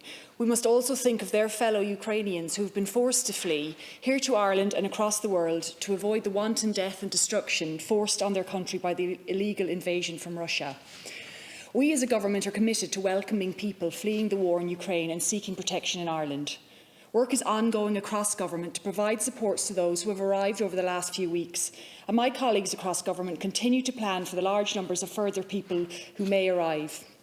My own department and its agencies are working to welcome Ukrainians to this country too. And to date, Teagasc has welcomed over 50 Ukrainians in Ballyhaise College in Cavan and a further 35 Ukrainians welcomed in Clonakilty College in Cork. As we all know, the war has put further pressure on already increasing input costs across many sectors, but particularly in agriculture. Minister McConlogue has outlined many of the actions taken by the Government to assist farmers across Ireland with the challenges they are facing. Deputy Phelan spoke about grass and our great ability to grow it, and he is right. But unfortunately, the grass types we largely grow are almost wholly reliant on fossil fuel-based fertiliser, and therein lies a problem. That's why this government has supported measures like the multi-species sward scheme and the red clover scheme to promote environmentally sustainable methods of farming, and thereby greatly reducing the nitrogen fertiliser required whilst maintaining forage yields. This is an important measure which will help farmers reduce the cost of their fertiliser inputs. And both these measures, multi-species swards and red clover silage, can save farmers monies while maintaining production levels and reducing their farm carbon footprint. So win-win. This measure is being delivered by my department in cooperation with participating agri-retailers and cooperatives throughout the country. It will support the establishment of approximately 12,000 hectares of multi-species swards and approximately 4,000 hectares of the red clover silage mix. On organics, £256 million is earmarked for the organic farming sector over the lifetime of the next Common Agricultural Policy. This compares to £56 million under the current CAP organic farming scheme, which represents a five-fold increase in funding and will help Ireland achieve a 7.5% organic target by 2027, something that the European Commission warmly welcomed in their letter. Organic farming is less reliant on costly inputs, and I again urge farmers to consider in the coming months how it could benefit not only their farm, but also their farm profitability and their own lifestyle and well-being. The scheme will open again later in this year. We have also secured almost €3 million in support for the critically important horticulture sector. And this aid package, as my colleague Minister McConlogue highlighted, will support high-wire protected glasshouse producers of tomatoes, cucumbers, peppers, and field veg producers, mushroom producers and commercial apple producers. The sector, like many others, is facing huge increases in input costs, and we must ensure the long-term viability of this sector. These sectors make valuable contributions to the overall economy, as well as playing a key role in producing top-class, safe, nutritious and local food. It is critical also that retailers similarly support native horticulture producers, providing choice to the consumer and valuing our native production base, something our consumers expect, and thereby securing the long-term sustainable future of our horticulture industry. Finally, it would be remiss of me not to mention forestry. The output of forestry licences was severely, as deputies should know and will know, was severely impacted from 2019 onwards as a result of a High Court ruling around environmental regulation. Since this ruling, my department has invested in significant resources in hiring additional ecologists, forestry inspectors and administrative staff to work solely on licensing and to deal with the significant additional workload the 2019 rulings resulted in. So I can assure Deputy Sherlock that there is a great sense of urgency around forestry. And last year, licensing increased by 56%, and my department assures me that it will increase afforestation licences by 100% this year. So progress has and will continue to be made. In addition, the passing of legislation recently will enable the development of a scheme to allow up to 1 hectare of native trees to be planted in suitable areas without the need for an afforestation licence. And I hope to have this scheme established before the end of the year. Engagement with stakeholders on the design of such a scheme will begin shortly. Alongside this, through the work of Project Woodland, a new forest strategy is being developed, which will include attractive financial supports to incentivise afforestation and help meet our climate targets. Thank you. Thank you very much, Minister Hackett. Deputy O'Mark, you have 4.5 minutes.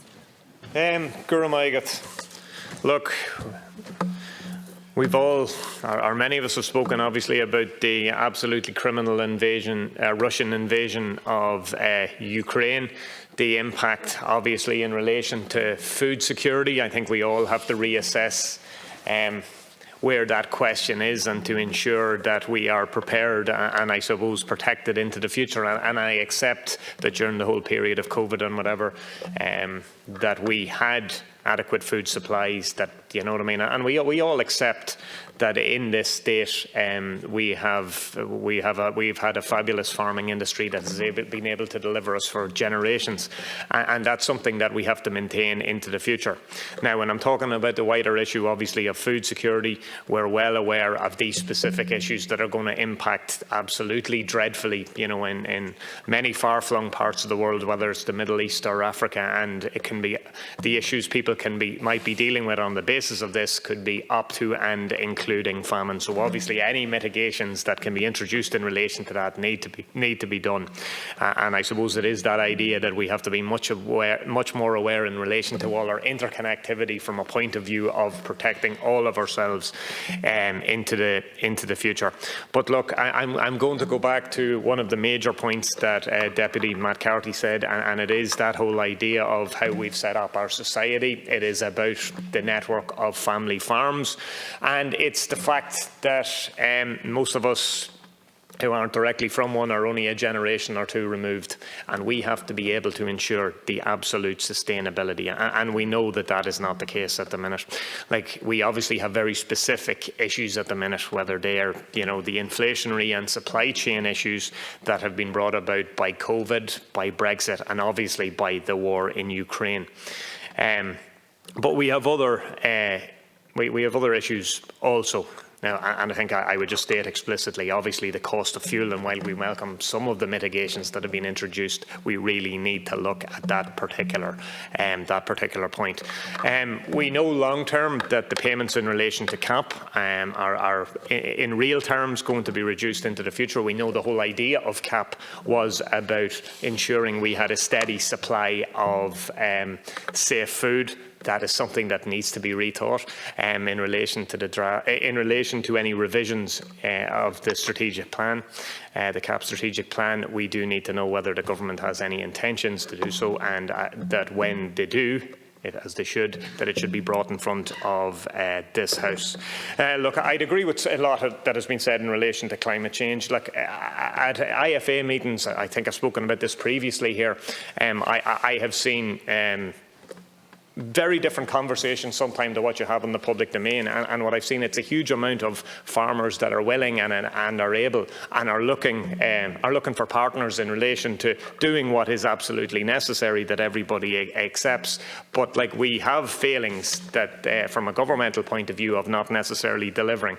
Look, we all know that we need to do business in relation to organics, in relation to forestry. Look, it has been spoken about anaerobic digestion in relation to those issues as regards schemes in relation to renewable energies.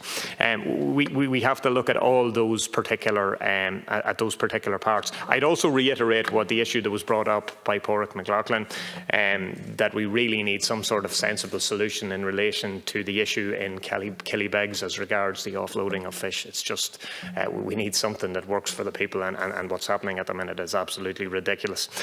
Given I've only a short period of time left, I want to bring up just one particular issue in relation to a constituent who came to me about around the beam scheme, and obviously he accepted, yes, you can only avail of it on the basis of the percentage reduction, but the difficulty for him was he was dealing with Teagasc in relation to introducing slatted slurry pits, and hadn't it actually in at the point in time when the determinations were made. So obviously that gave him a greater level of capacity, and I think anomalies like that need to be taken into account. So Minister, I'm going to bring that issue to you. I think it's something that we need to look at, in relation to that specific case, but I imagine he's only one of many who have just fallen between stools, and we really need to deal with that particular issue.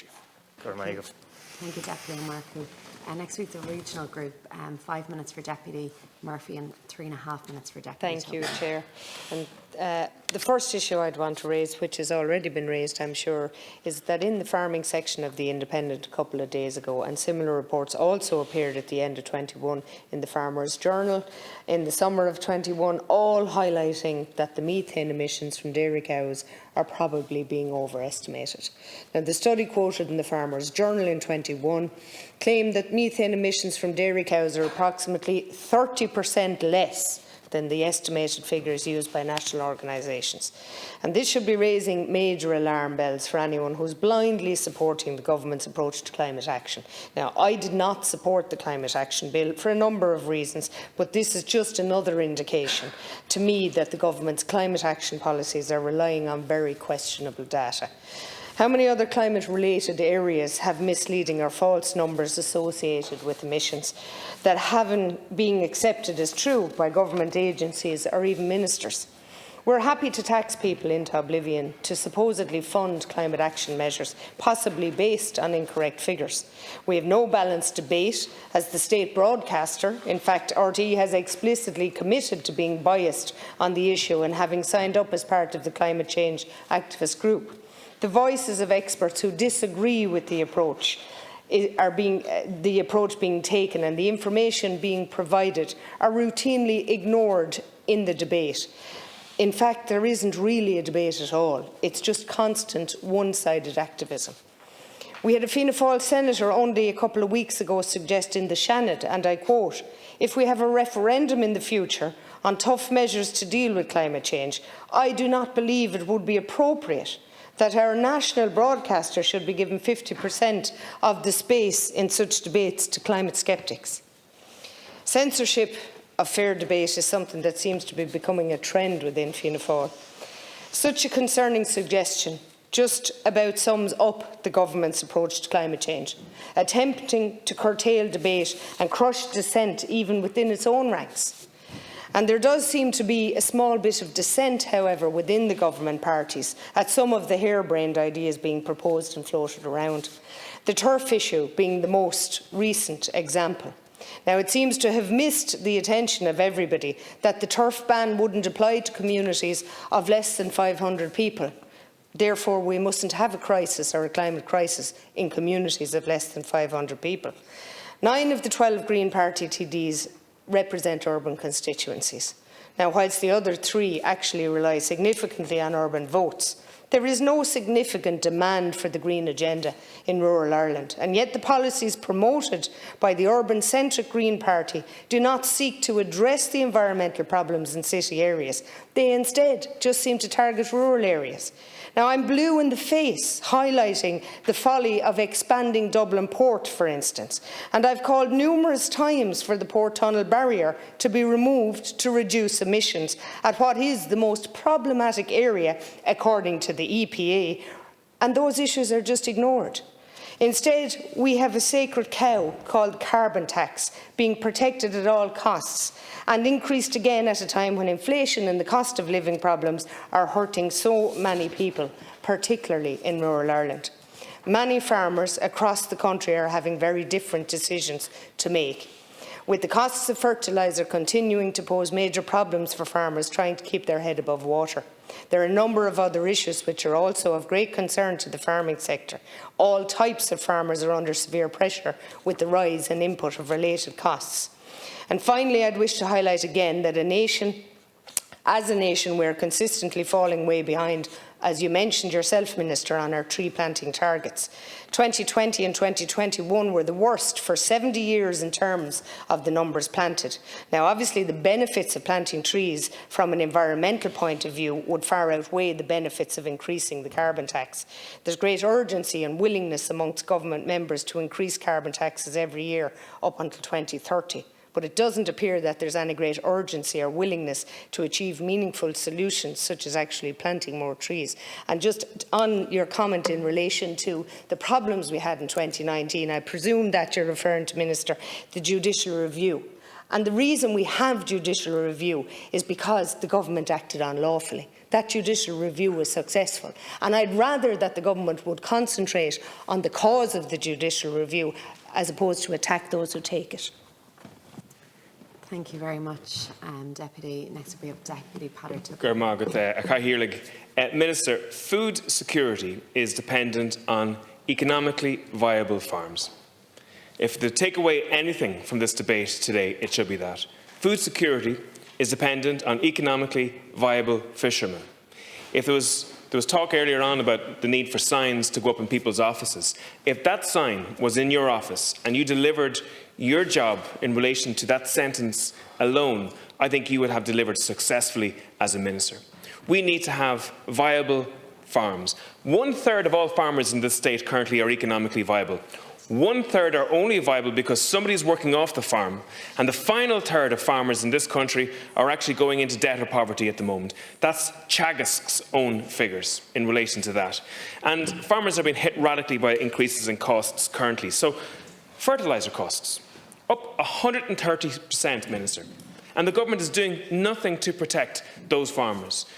That increase in input costs is going to lead to increases in the outputs of farmers over the next year, which will then turn into inflation, into foodstuffs for families who are already struggling with the cost of living.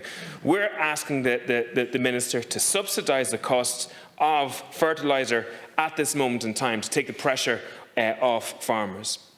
The primary component of food security is farmers' ability to earn a living. And this is especially so because between COVID and the war in Ukraine, we have learned that international supply chains are not stable.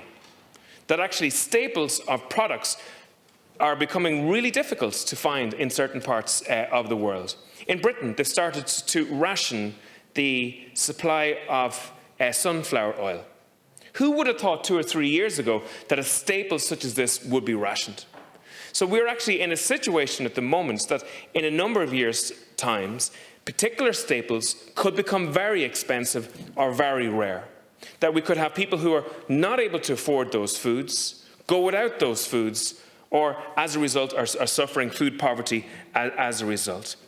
The government and the European Commission must make it very clear that farmers will be supported and will be viable. And at the moment, that has not been the case. Fianna Fáil and Fine Gael have let down farmers in terms of the price of beef and the price of other foodstuffs over the last number of years. The price of beef has increased at the moment because of international markets. But for a number of years, the government was actually agreeing that farmers should produce under the cost price of production for beef. And I listened to the Minister in the last Agricultural Committee state that at the time. And just in terms of fishermen, it's absolutely ludicrous that fishermen have to weigh their catches at the ports. That the fishermen would come in from stormy weather, that they would have to unload their fish after they've gutted them and iced the fish, and they'd have to then weigh it at the quay, to rebox it, bring it 200 yards and weigh it a second time.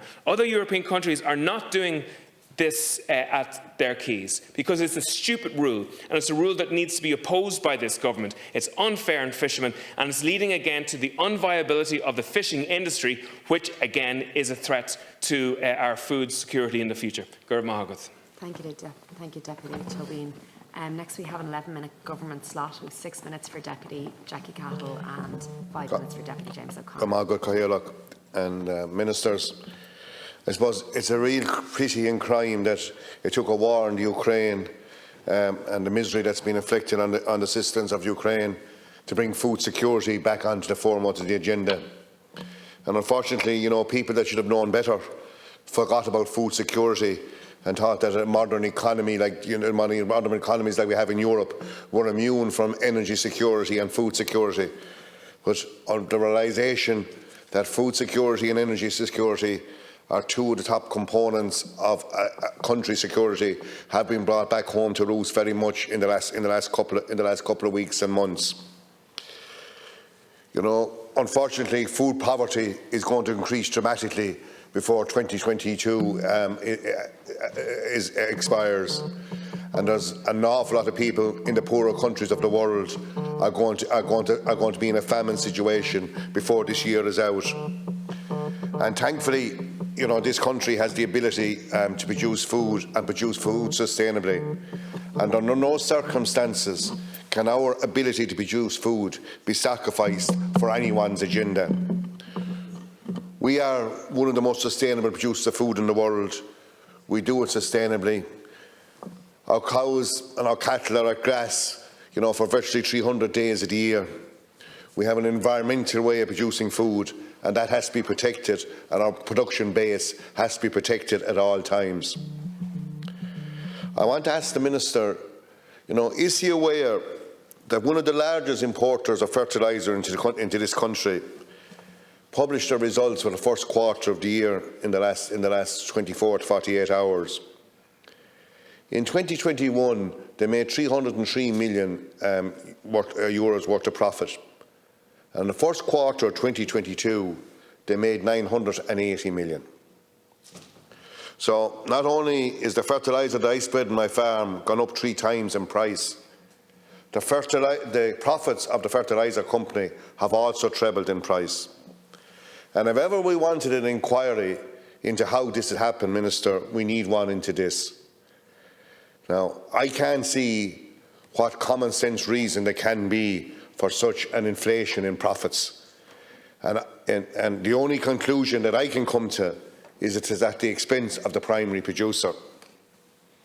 And if they had stock in store before the price increases came, surely that should have been passed on to wholesalers at the price, at the profit margin that they were taking in 2021.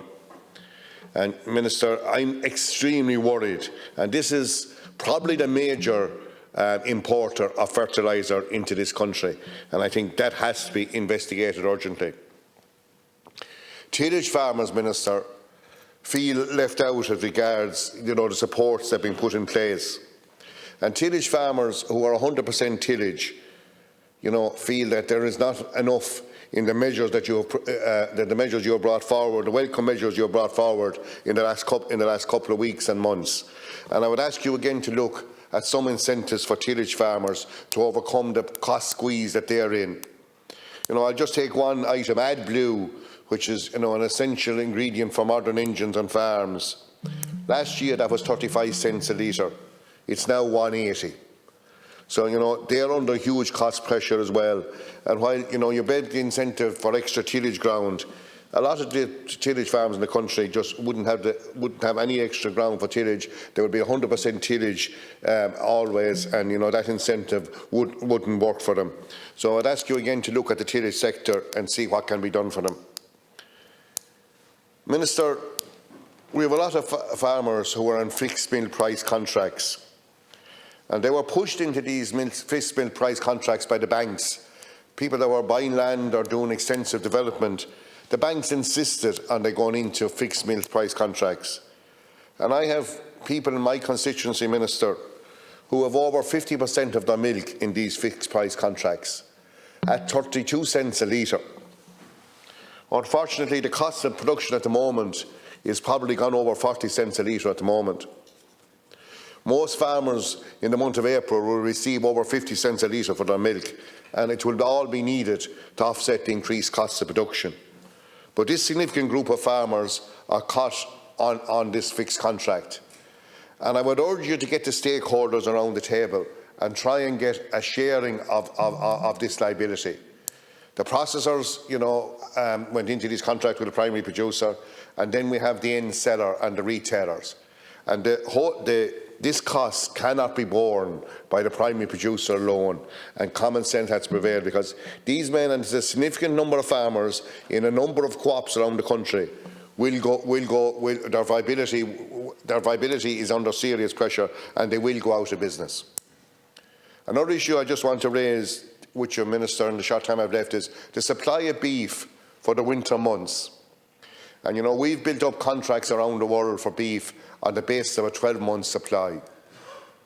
With the cost that concentrates on cereals is going to be this winter, men will be extremely reluctant to feed cattle in sheds. And the supply of beef, for those contracts, contracts we have around the world and that were hard won, are going to be under pressure.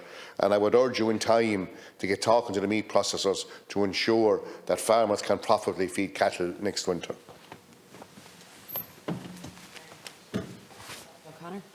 I welcome the opportunity to be here with the ministers in the Department of Agriculture and Minister McConnell, and I welcome the work that's been undertaken within their department.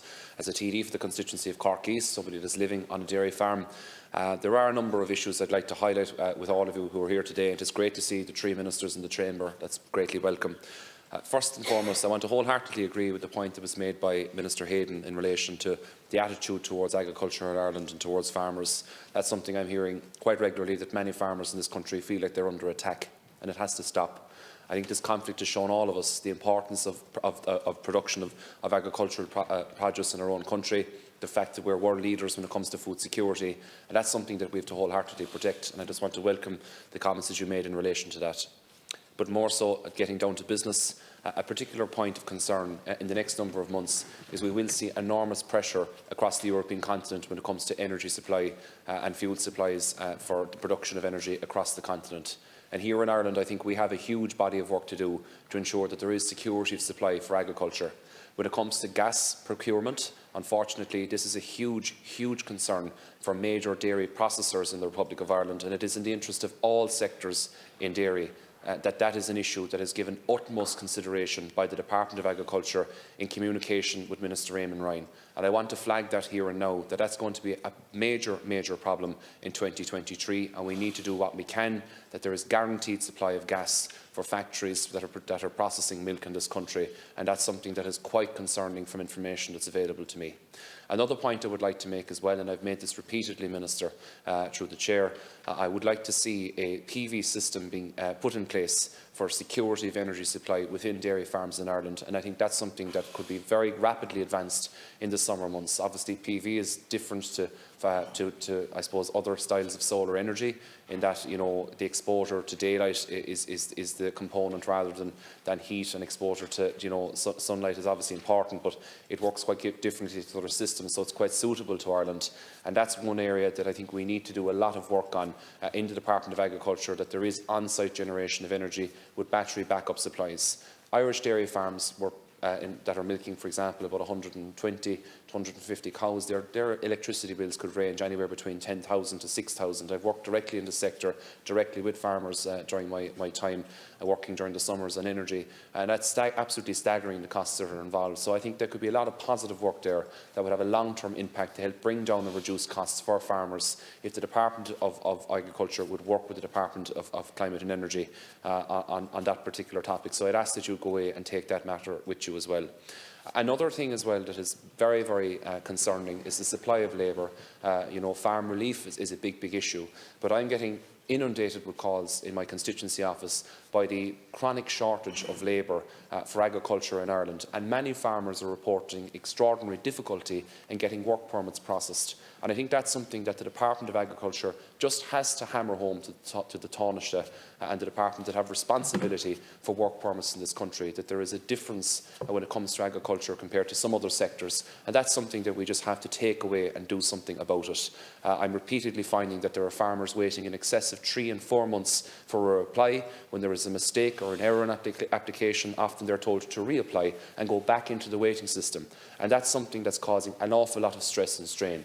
With the shortage of labour that's out there at the moment, with the economy doing very well with 4.5% unemployment, that is an area I think that we have to do a huge body of work on, Minister. I'd also like to reiterate my request that you would come and visit the Cork East constituency. I know that you're very busy. We were lucky to have you down before, but I certainly want to get you back as soon as we can to engage directly with the ICMSA, with the IFA, who are doing absolutely fantastic work representing their respective organisations, and the work that's been undertaken there has been very helpful for myself as a deputy, and I'd like you to meet and engage with them directly. And also in relation to fisheries as well, I would like to thank Minister McConnell for the work that you did in relation to Ballycotton. That has not gone unnoticed, and I'm very much welcoming the €1.5 million in funding that I have been seeking from you for the last 1.5 years. So it's fantastic to see that that funding has been put in place. It's greatly welcome. So look, my overall contribution, it's more about looking ahead in the next 12 months. Unfortunately, it's extremely serious when it comes to energy supply, and the impact that could have for agriculture is a level of devastation, quite frankly, that we haven't really thought about properly yet. The G7 food ministers are meeting for the first time. I think that gives you an idea of what's going on internationally. And I think we need to get prepared for that in Ireland, and what may hopefully never happen, but quite possibly could. Thank you. Thank you, Deputy O'Connor. Next, we have the Rural Independent Group. We have 6.5 minutes between two deputies. Thank you. Thank you very much indeed. And look, we're delighted to have this debate, even though Deputy Matthew McGrath has been fighting for this debate in the Business Committee, I think, for 10 weeks. A debate on fishing for taking 10 weeks before we could have it here. It really says it all, don't it? And it's on a Thursday evening when most rural deputies have to get back to their constituents. But anyhow, we'll take what we can get, even if we have to wait 10 weeks. Many farmers will be forced out of business, Minister, if nothing changes soon for farmers who are facing an unprecedented input cost crisis. There is now growing fears that many farm businesses may go under as a result of soaring farm input costs. Even before the current input cost crisis, farmers are facing a unique set of acute and chronic stressors, including farm bureaucracy, climate conditions, animal and crop disease outbreaks, time pressures, workplace hazards, rural crime, finance, isolation, machinery breakdown and media criticism. Farmers across all sectors are being hit by an array of spiralling input costs, which are completely eroding margins, which were already through the roof. The Rural Independent Group have been calling on the Agriculture Minister and the Government to address this urgent crisis since last summer. However, so far the Minister has completely failed to address this crisis in any proper manner. Last week you announced some money towards farmers cutting silage, but like everything else this Government announces, the devil is in the detail. As a farmer who has a milking cow won't get a cent.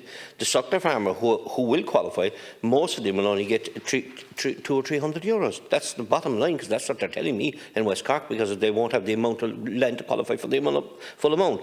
The Minister may have issued a press release or two to suggest that a new pig scheme may come on board, but so far that is all it is, a press release announcing a scheme which is grossly insufficient to meet the growing needs of even that sector. We're here again today, having been calling for this debate, as I said, for weeks, for immediate action from Government, and issuing the strongest possible warning that the farming sector is in deep despair over the cost spiral, and many farmers are now genuinely saying to us that they are unable to take ongoing losses. But I wonder, is this exactly what you want to hear, Minister? To see farmers go to business will fit nicely into the green plan for this country. Perhaps what is most disappointing in all this is that the ministers have completely gone to ground during the crisis, which impacts every farm in the country. The minister's response is, quite frankly, completely unacceptable. The ongoing silence, Minister, as this crisis has deepened over the past 6 months, demonstrates an arrogant disregard for the entire farm sector, which has ministerial or state responsibility for. Even data compiled by state organisation Tagus highlights that aggregate or across-the-board input prices rose by 30% over the last year, with increases in certain fertiliser plus 200%, fuel 38.5%, feed 20% and electricity 22%. This situation is simply not sustainable at the current levels. However, you, Minister, and the Government know this, but despite this remain completely silent, taking no action and being as out of touch and arrogant as a British landlord during the famine times in Ireland. The lack of action by the Government to support farm families is bitterly unfair and cruel. Farmers cannot and certainly should not be treated in this manner. And I suppose, look, I have to, given time there to Deputy Grau, I would would like to talk about fishing. We don't have time. We should have a debate on fishing here. There's a tie-up scheme and a decommissioning scheme. You promised us, Minister, that there's no. You didn't announce the tie-up scheme. The decommissioning scheme is what people are looking for, that announcement. What is happening? And I know you visited Keele Big Pier in Union Hall recently, and they have failed to get the funding to secure that pier. And now parts of that pier have been shut down by the council. I too want to comment on this evening, and I think Minister is one of the most phony, disrespectful, dishonest debates that we ever had in this House. 10 weeks I've been looking for this, and with support of Sinn Féin and others, I acknowledge that, to try and get a debate. Every other issue to come up, the National Maternity Hospital came up 2 weeks ago, that was put in today before. Anything at all. Have you lost interest completely in Irish agriculture? Because that's the way you're treating it. You have your head in the sand, Minister, and no disrespect to you personally, and the Greens are either the Minister Hackett, but the blackguard that farmers are getting, and the amount of NGOs from Antashka down that are tormenting and plundering the land and the farms out there, it is just shocking. And we won't know our farming industry. Forestry is a complete mess, Minister. You did it deliberately, and all the other sectors, I could mention them all one by one. The pigs crisis. This is why it's so dishonest. The pig crisis was for 2 years. The first 5 minutes of your speech, or maybe more, Minister, was all about the war. War is horrific, but all these problems were here ever before the war. So please be honest with yourself and with us and with the people you're supposed to represent. I'm told you can't hardly go back to Donegal to meet the farmers. That's why you're on every map in the country, from Misenhead to God knows where, every place else. This was all honest beforehand. The pig sector came to you months ago. They openly wept men, farming proud people who gave employment, who had pig farms, and saw it go down the drain. They thought you understood what you were going to do for them. They wanted 100 million, 50 to be in supports, and 50 to be borrowed. What other group of people during the pandemic agreed to borrow and then pay it back? And you got them a part with 7 million. You're out of touch. I can't believe your backbenchers are so out of touch, and I can't believe that you would abandon our primary industry and you would allow it to be thrown to the winds at the whim of the Greens. One of the deputies spoke here, Deputy Lennon, was delighted at the price of fertiliser because farmers couldn't use it. And then the other thing is, the biggest polluter in this country is many towns and villages and cities are pumping raw sewage. You have a doomed Sula. Closed eyes to that, and you're persecuting, demonising, and like adding the farmers saying that they're doing this. False figures being produced. This is a phony debate. The media 100% behind it. You can't criticise it. And imagine if in a false senator, then, if we're going to have a referendum, he wants RT not to be given one-sided debate the same as the other. What next? You're trying to perish our people with this. I don't deny climate change, but I think what you're doing is going to frighten the people, it's destroying our industries, and it's reckless. And the Greens got their answer in Northern Ireland, Minister Hackett, and you get it here very, very soon. And you got banished, and you were banished here back in 2011, all the damage you done. But you have so many NGOs appointed.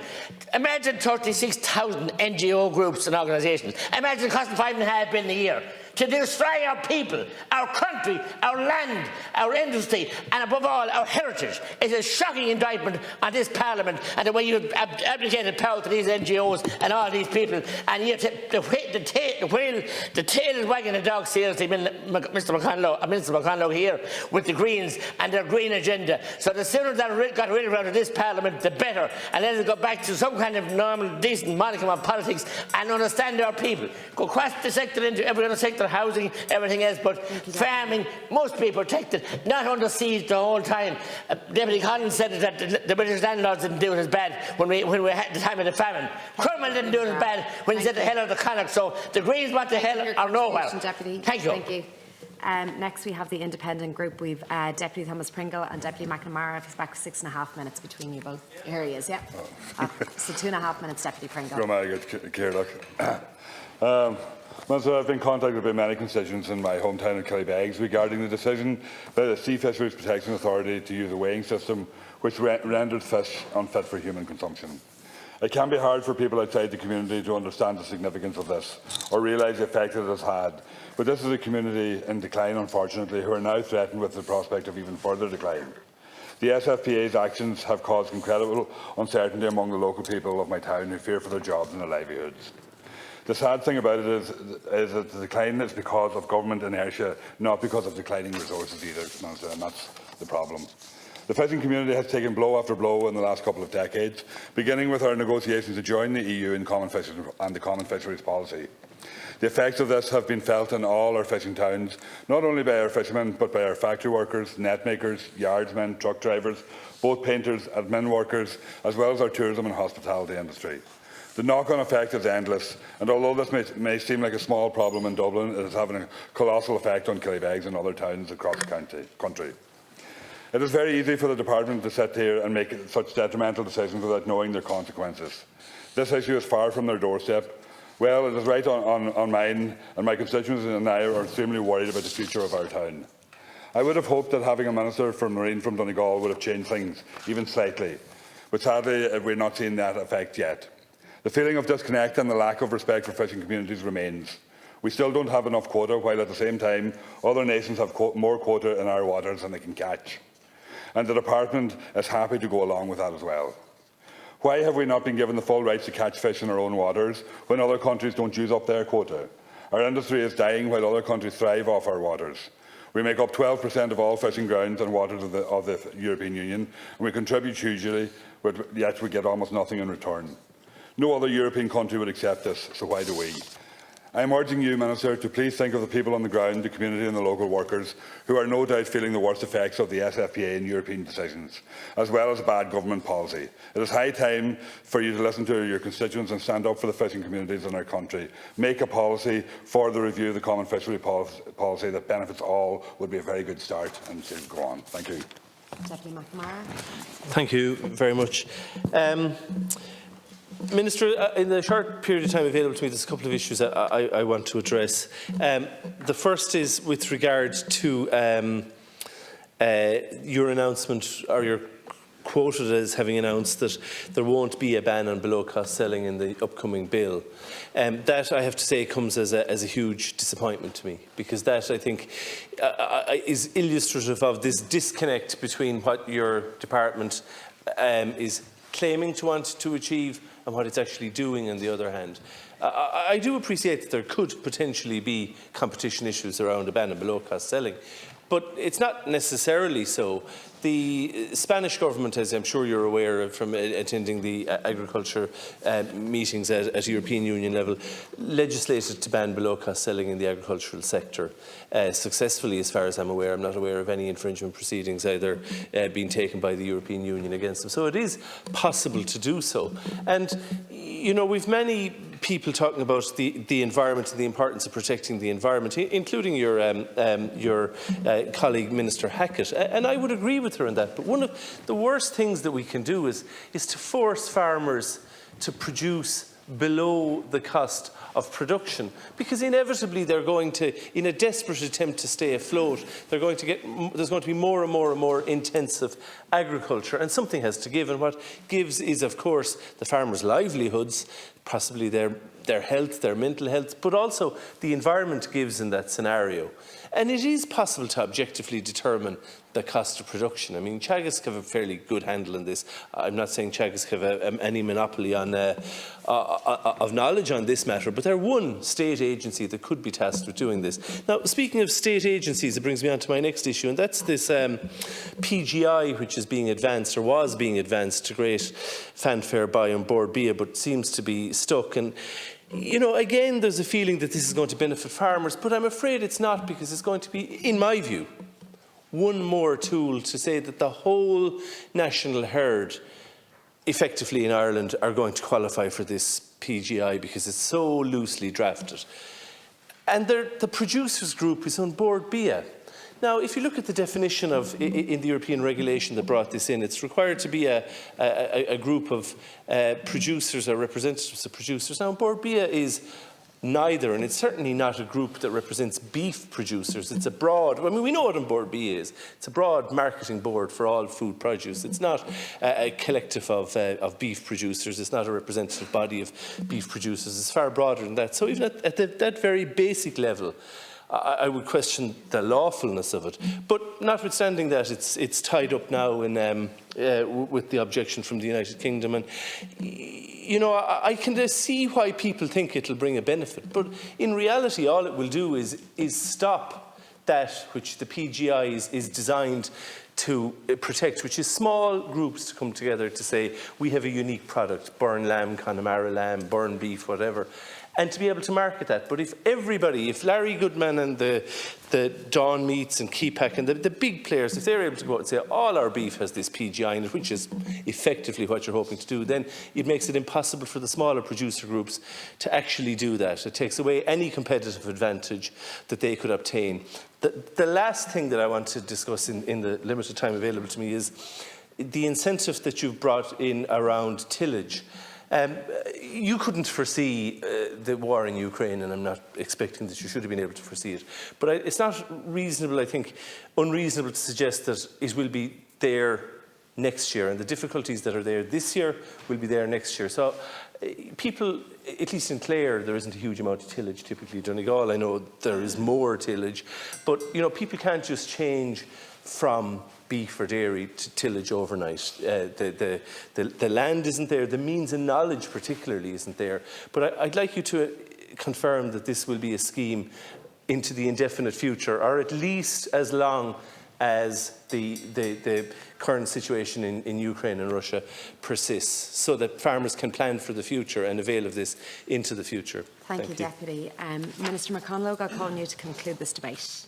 Yes, thanks very much, Cathaoirleach, and first of all, thanks to all of the deputies who contributed to the debate for what was a very constructive debate, and I think a very useful one as well, and one which I and Minister Hackett, Minister Hayden are always very willing and open to engaging in, whether it's the Oireachtas here or indeed the Senate or in the Agriculture Committee. Always available and very keen actually to ensure that there's time to discuss all these issues, and happy to come in every week if need be. And certainly if there was any challenges around the organisation of the debate, it would have been around the ordering of the Dáil business. Certainly no lack of availability at my end. Again, where there's any slots available or any potential for debate, I can tell you now, I'll always be available. I'll come in the week afterwards, very happily, only delighted to. Obviously, it's the challenges actually in terms of finding, no doubt in terms of the Business Committee, trying to order all of the business of the Dáil and find space, given that there's only a certain amount, there's only the 3 days in the week. But certainly delighted to be here, as is the case with Minister Hackett, Minister Hayden, always, because we can't give enough time or airtime in the Chamber and in the Oireachtas here to such an important industry. It's our largest, most important industry in the country, our largest national employer, our largest national or source of exports as well. And it deserves all the time it can get. So I'm glad to be here today. And I'll take, just in terms of some of the responses, I'll go from the back to the front, given that some of the deputies are still here that contributed at the end. So just to Deputy McNamara, in relation to low-cost selling, first of all, Mr. Deputy McNamara. So, listen, we did have low-cost selling in the country up to the mid-2000s. It didn't really work, and it was found actually it was removed at the time because it was found to actually add red tape and add cost to the consumer, but not necessarily protect the primary producer, which is the objective of what we're trying to do here. And as I said at our seminar last week in Back West, and with many farming representatives there and stakeholders, what people really want to do is, what we'd really like to achieve, which isn't really possible, is banning below-cost buying. It's ensuring that whenever people are buying off the primary producer, that the primary producer is a margin. That's what we want to achieve. Of course, you can't really legislate for that, but we have to try and put in place a structure and a system that respects primary producers and ensures they get a margin. And that's going to be a key objective of that office. And certainly, any ideas, suggestions, I'm not sure if you made a submission to the actual consultation, Deputy McNamara, but if you didn't, I'm certainly open to any letters or submissions you want to make at this stage around your ideas around it.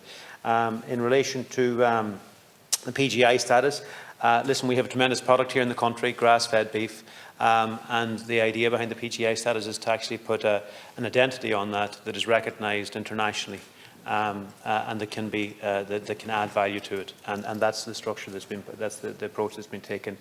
And listen, in relation to tillage, you're right. You can only do so much. You can't change things overnight.